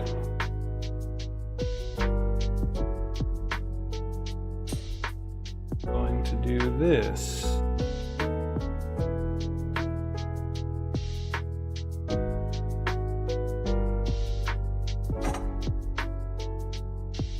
And then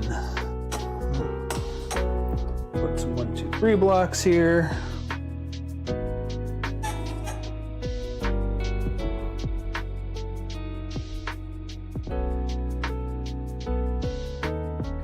Hold everything as square as I can.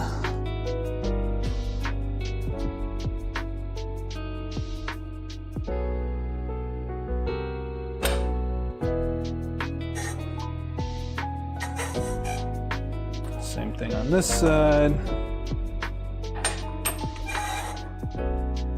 Make things as square as I can.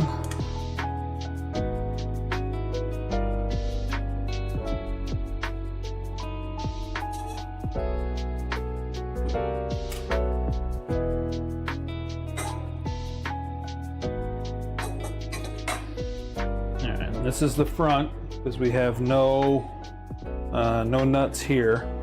And then I just want to double check, and it said that we should have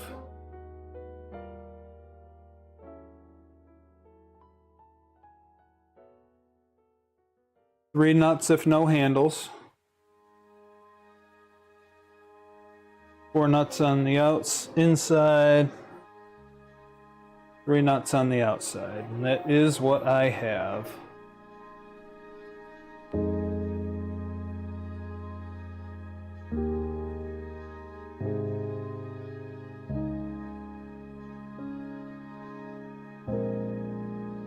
We're going to move to this one over here. And we got 3 nuts on the top.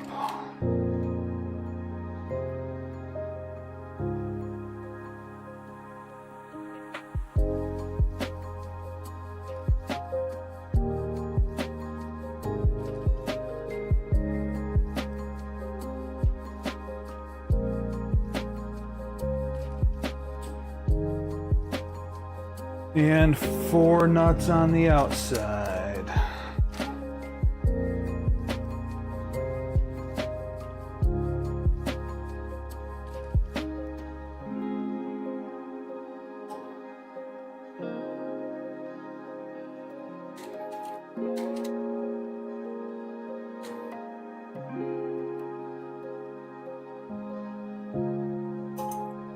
All right, so we're going to do this the same way. The top needs to face the build surface, and the nuts have to be on the outside.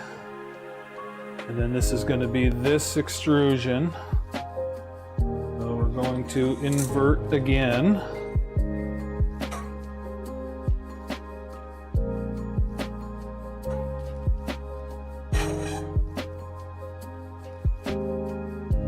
And just snug. Not even really snug, but just run them in until they stop, and then we can count to verify we have the correct nuts and work on squaring.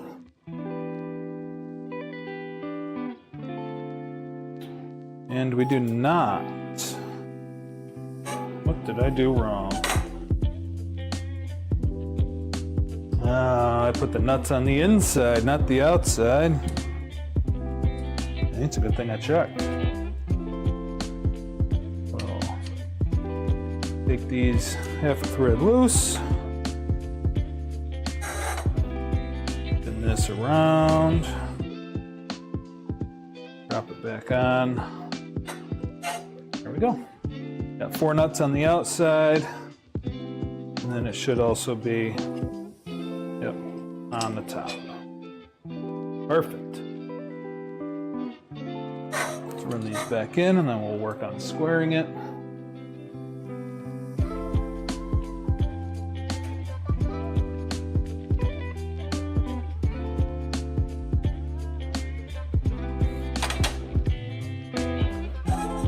Yeah, this is like dead square. All right, well, makes it easy.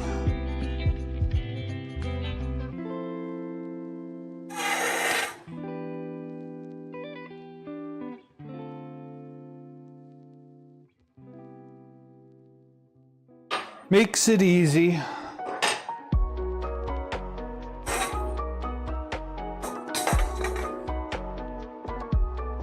Do this out just a touch.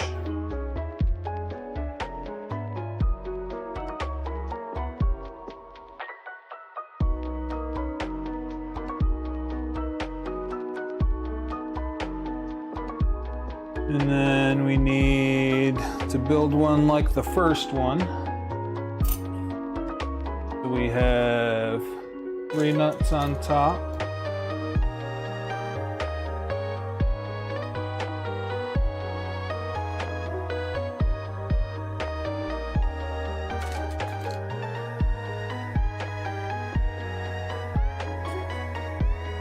And we need 3 nuts on the outside, 4 nuts on the inside.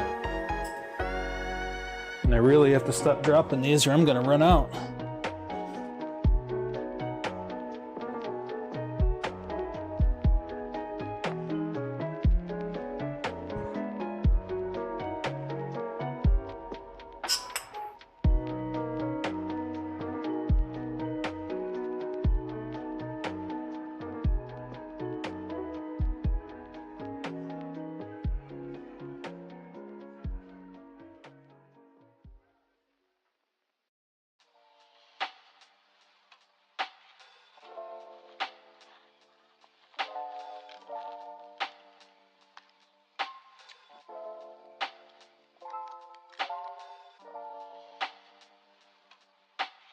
The 433.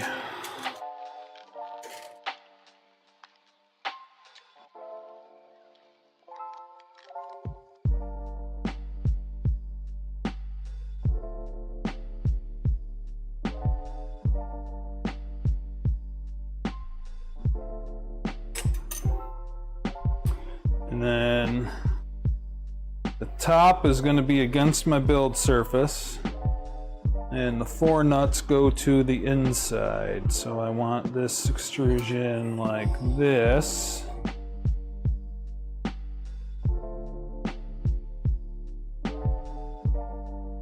And this goes on top.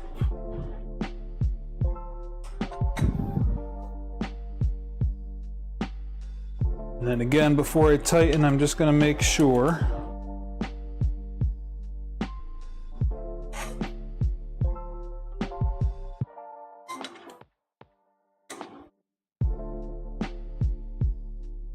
I have 3 nuts on the outside, 4 nuts on the inside, 3 nuts on top.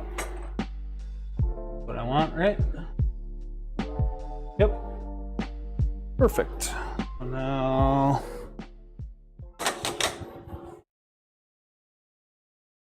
man, extrusions are nice and straight. I like it.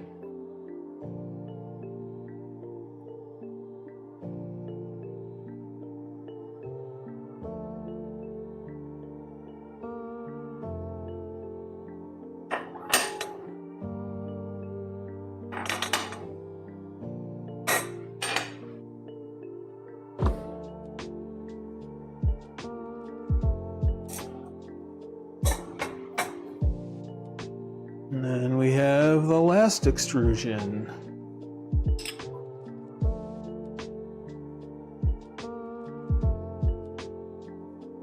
It says before placing the final 2020, well, it's not 220, but before this beam, corner 4 gets 4 M3 nuts preloaded in the slot that faces corner number 3. So in here, gets 4 M3s. 1, 2, 3.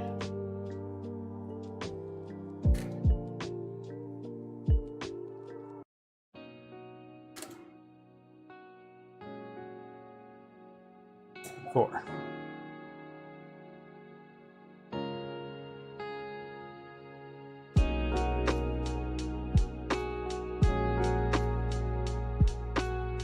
And then this extrusion gets 3 nuts on the top, and that's it.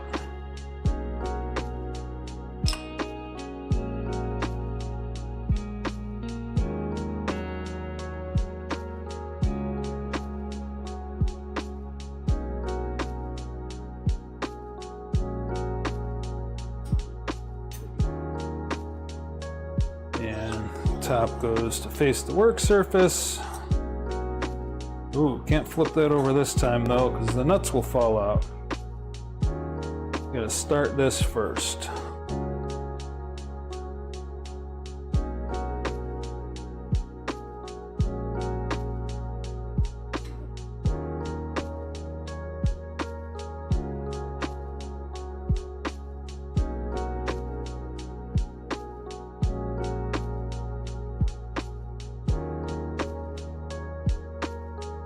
Now we can flip it.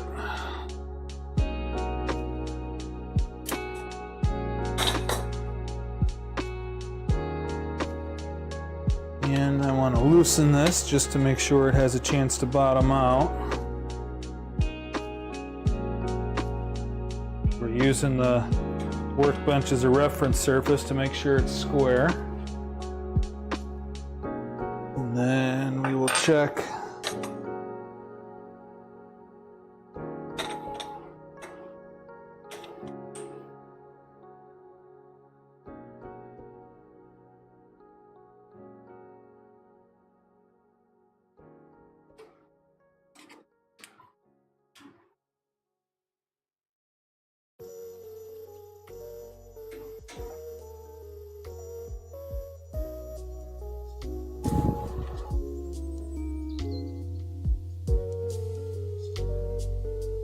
Check squareness. And I think we are good.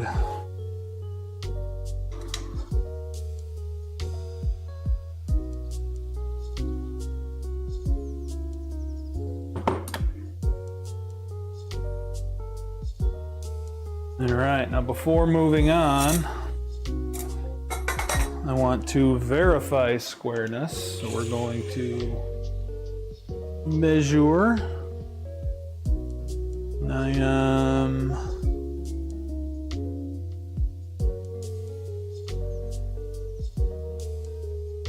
on the money, 38.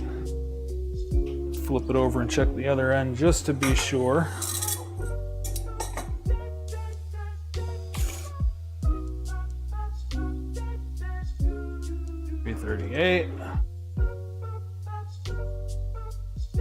338. I don't even know if it's worth checking these if everything else is perfect. 668. Oh yeah, we are golden. I'm not even gonna bother checking the rest. It is on the money. Frame is dead square.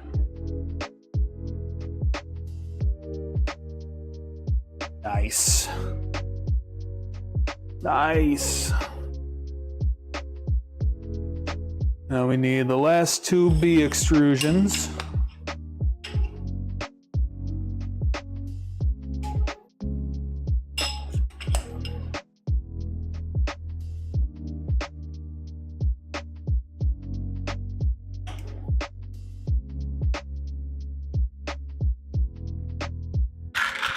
And some more printed parts.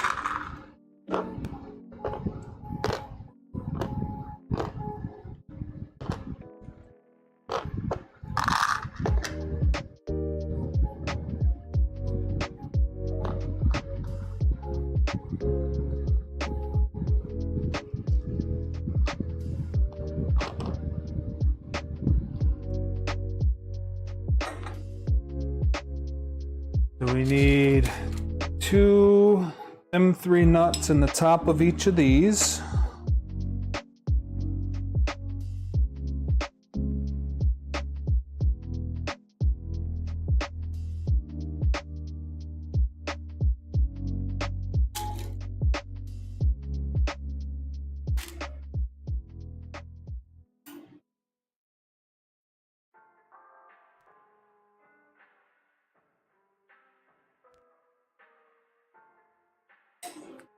And these are going to be what the bed bolts to.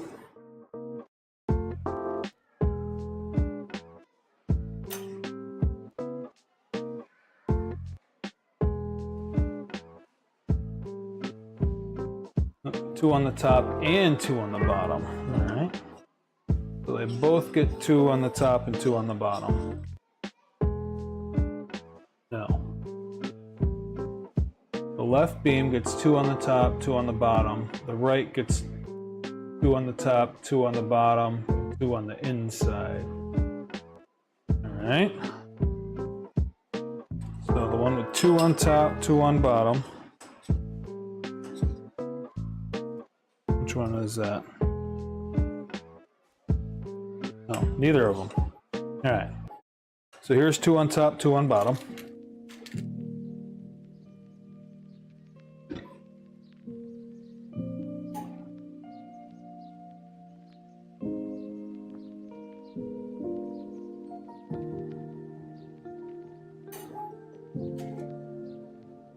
We need M3x8 socket head.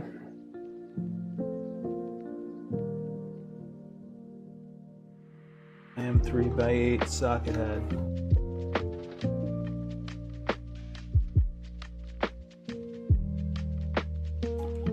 Here we go. Socket head, as opposed to the button heads I was using before. Oh, those are M4. Do I have M3x8 socket heads? I do not. Kit did not come with M3x8 socket heads. Alright, button heads it is.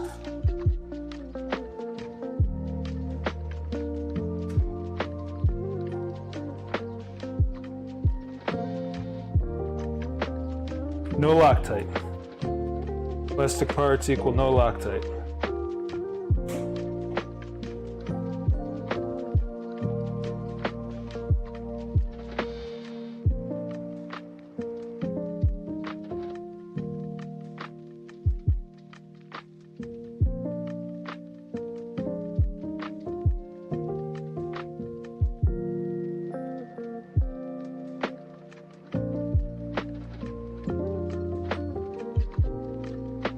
These should hold the nuts in place, so I'll get these end caps on here and then we'll move on to the other one.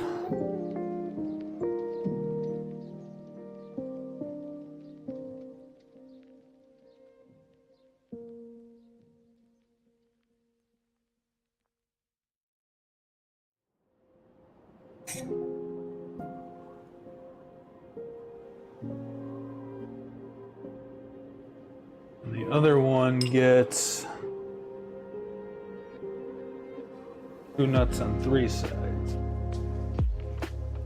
So we got 1,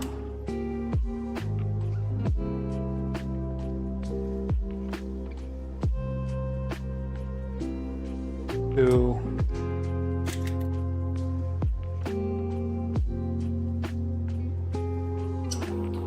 and 3.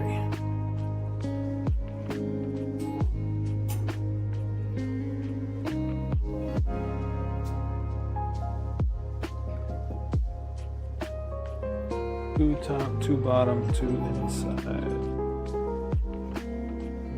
Gonna go like this.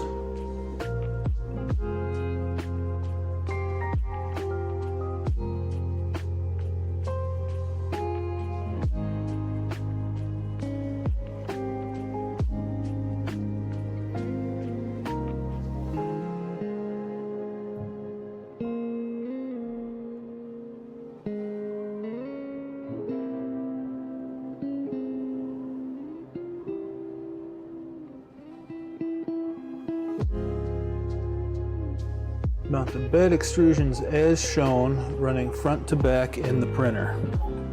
So the front of the printer is the one with no nuts here. This is going to be where the door goes.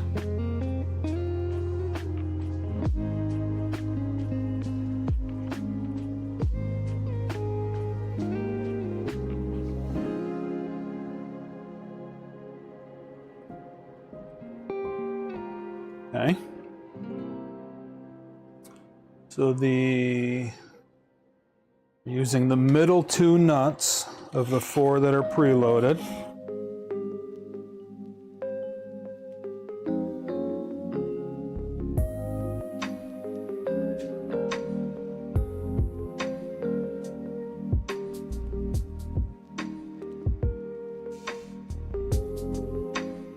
And the left one does not have the bolts on the inside. I'm not tightening these down because we have to measure spacing for these. I'm just getting the nuts started, the bolts started.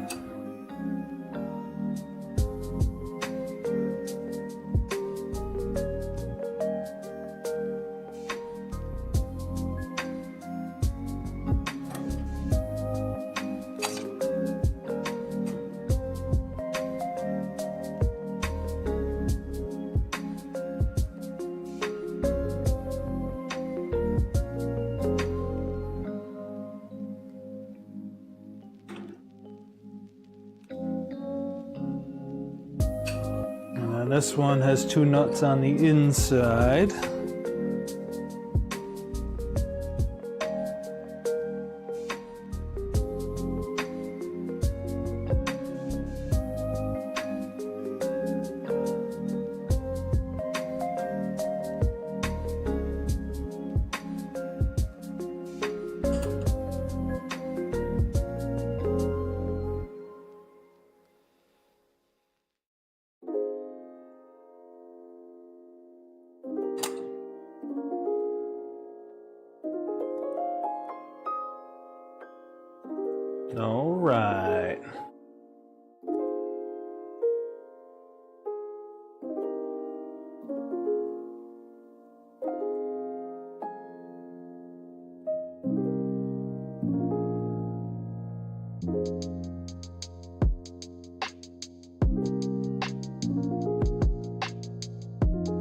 All right, so I need to take a break for a second because I believe the other manual that is a work in progress has the correct measurement.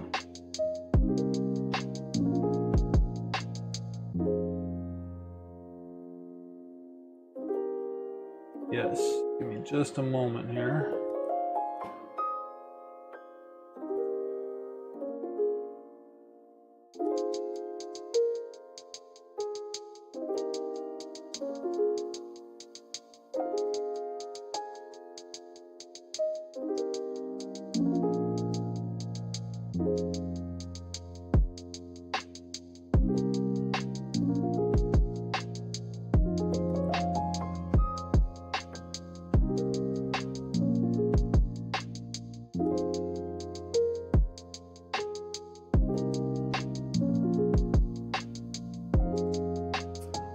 All right, so for a 180, we need 82.5 mil from the outside.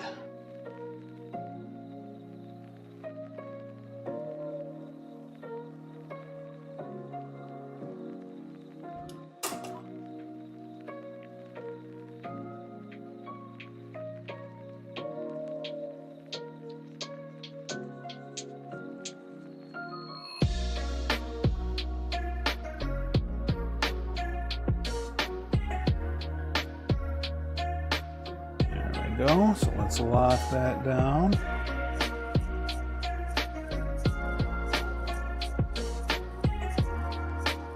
And then make it so.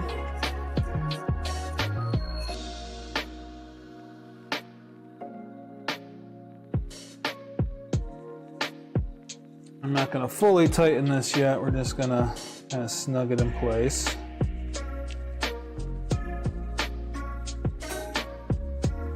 And do the same back here.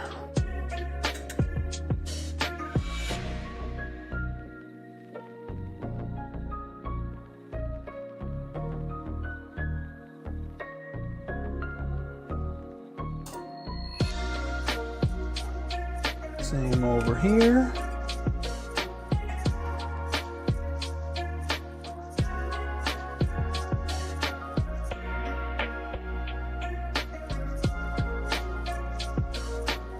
And over here.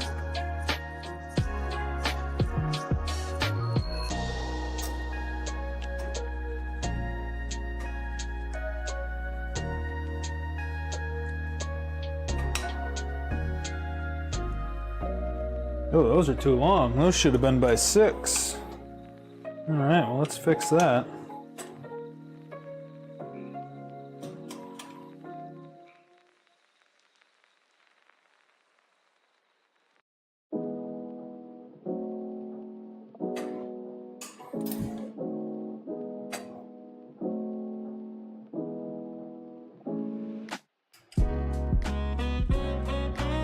Say by 6? Did I just assume it was by 8?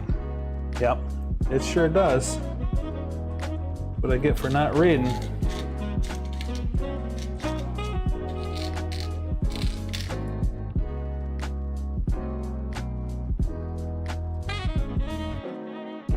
All right, let's try this again.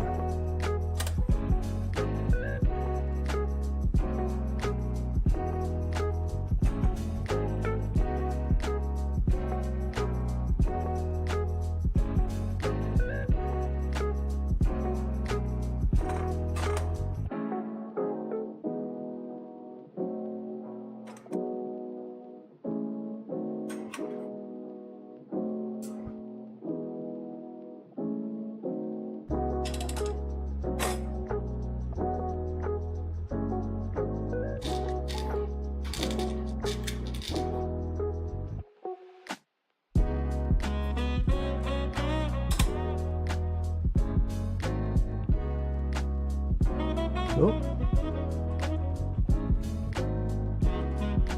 There we go.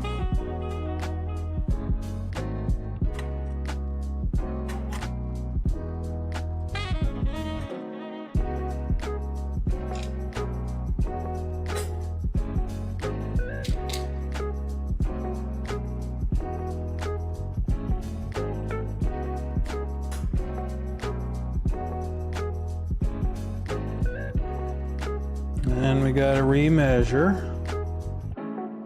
We'll leave all these just a little bit loose. And remeasure.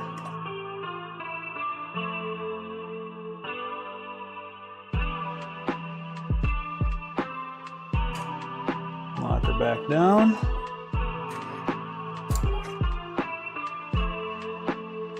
Lock her back down.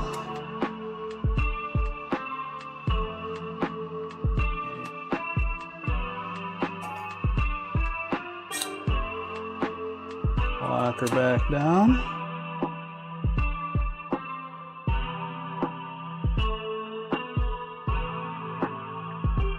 And lock her back down. And then we should have 85 in between them. So that'll be our sanity check, is 85 in the middle.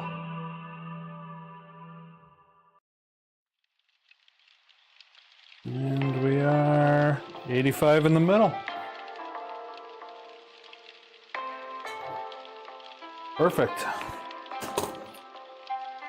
And just give these a little bit extra.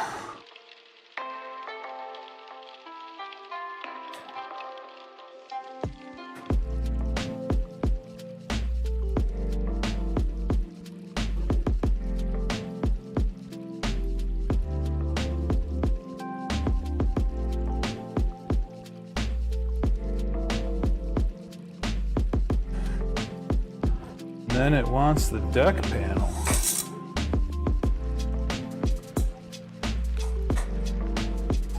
Well, that escalated quickly. They're already on the deck panels.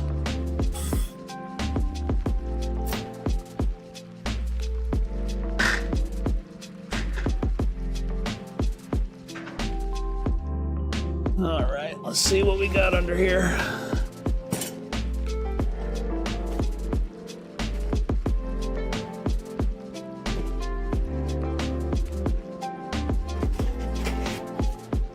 Deck panel is going to have slots in it.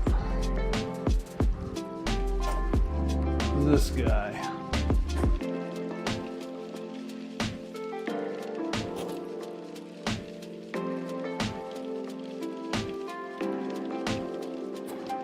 I don't know that I have to install this yet. Do I have to install this yet? If I don't have to, I'm not going to. DIN rails, no, I can do that later. Yeah, I think I want to do the rest of this before I do this. So that's what we're going to do. I am not going to install any panels as of right now. Panels and DIN rails can come later. But there we are. First signs of new printer.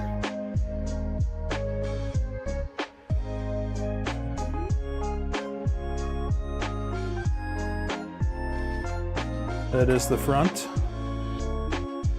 We got linear rails installed.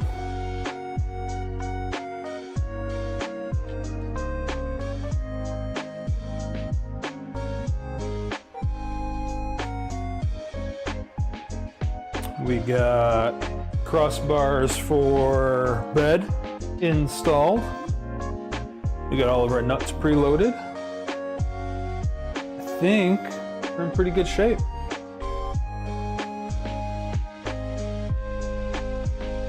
And my wife is going to be home soon, and I'm trying to cut this into small bites.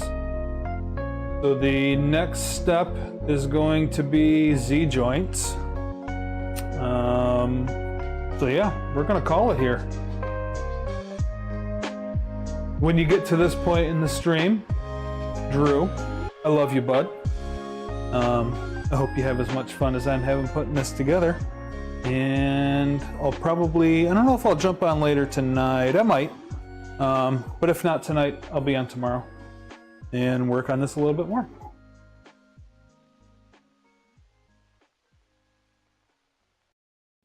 Thanks. See ya.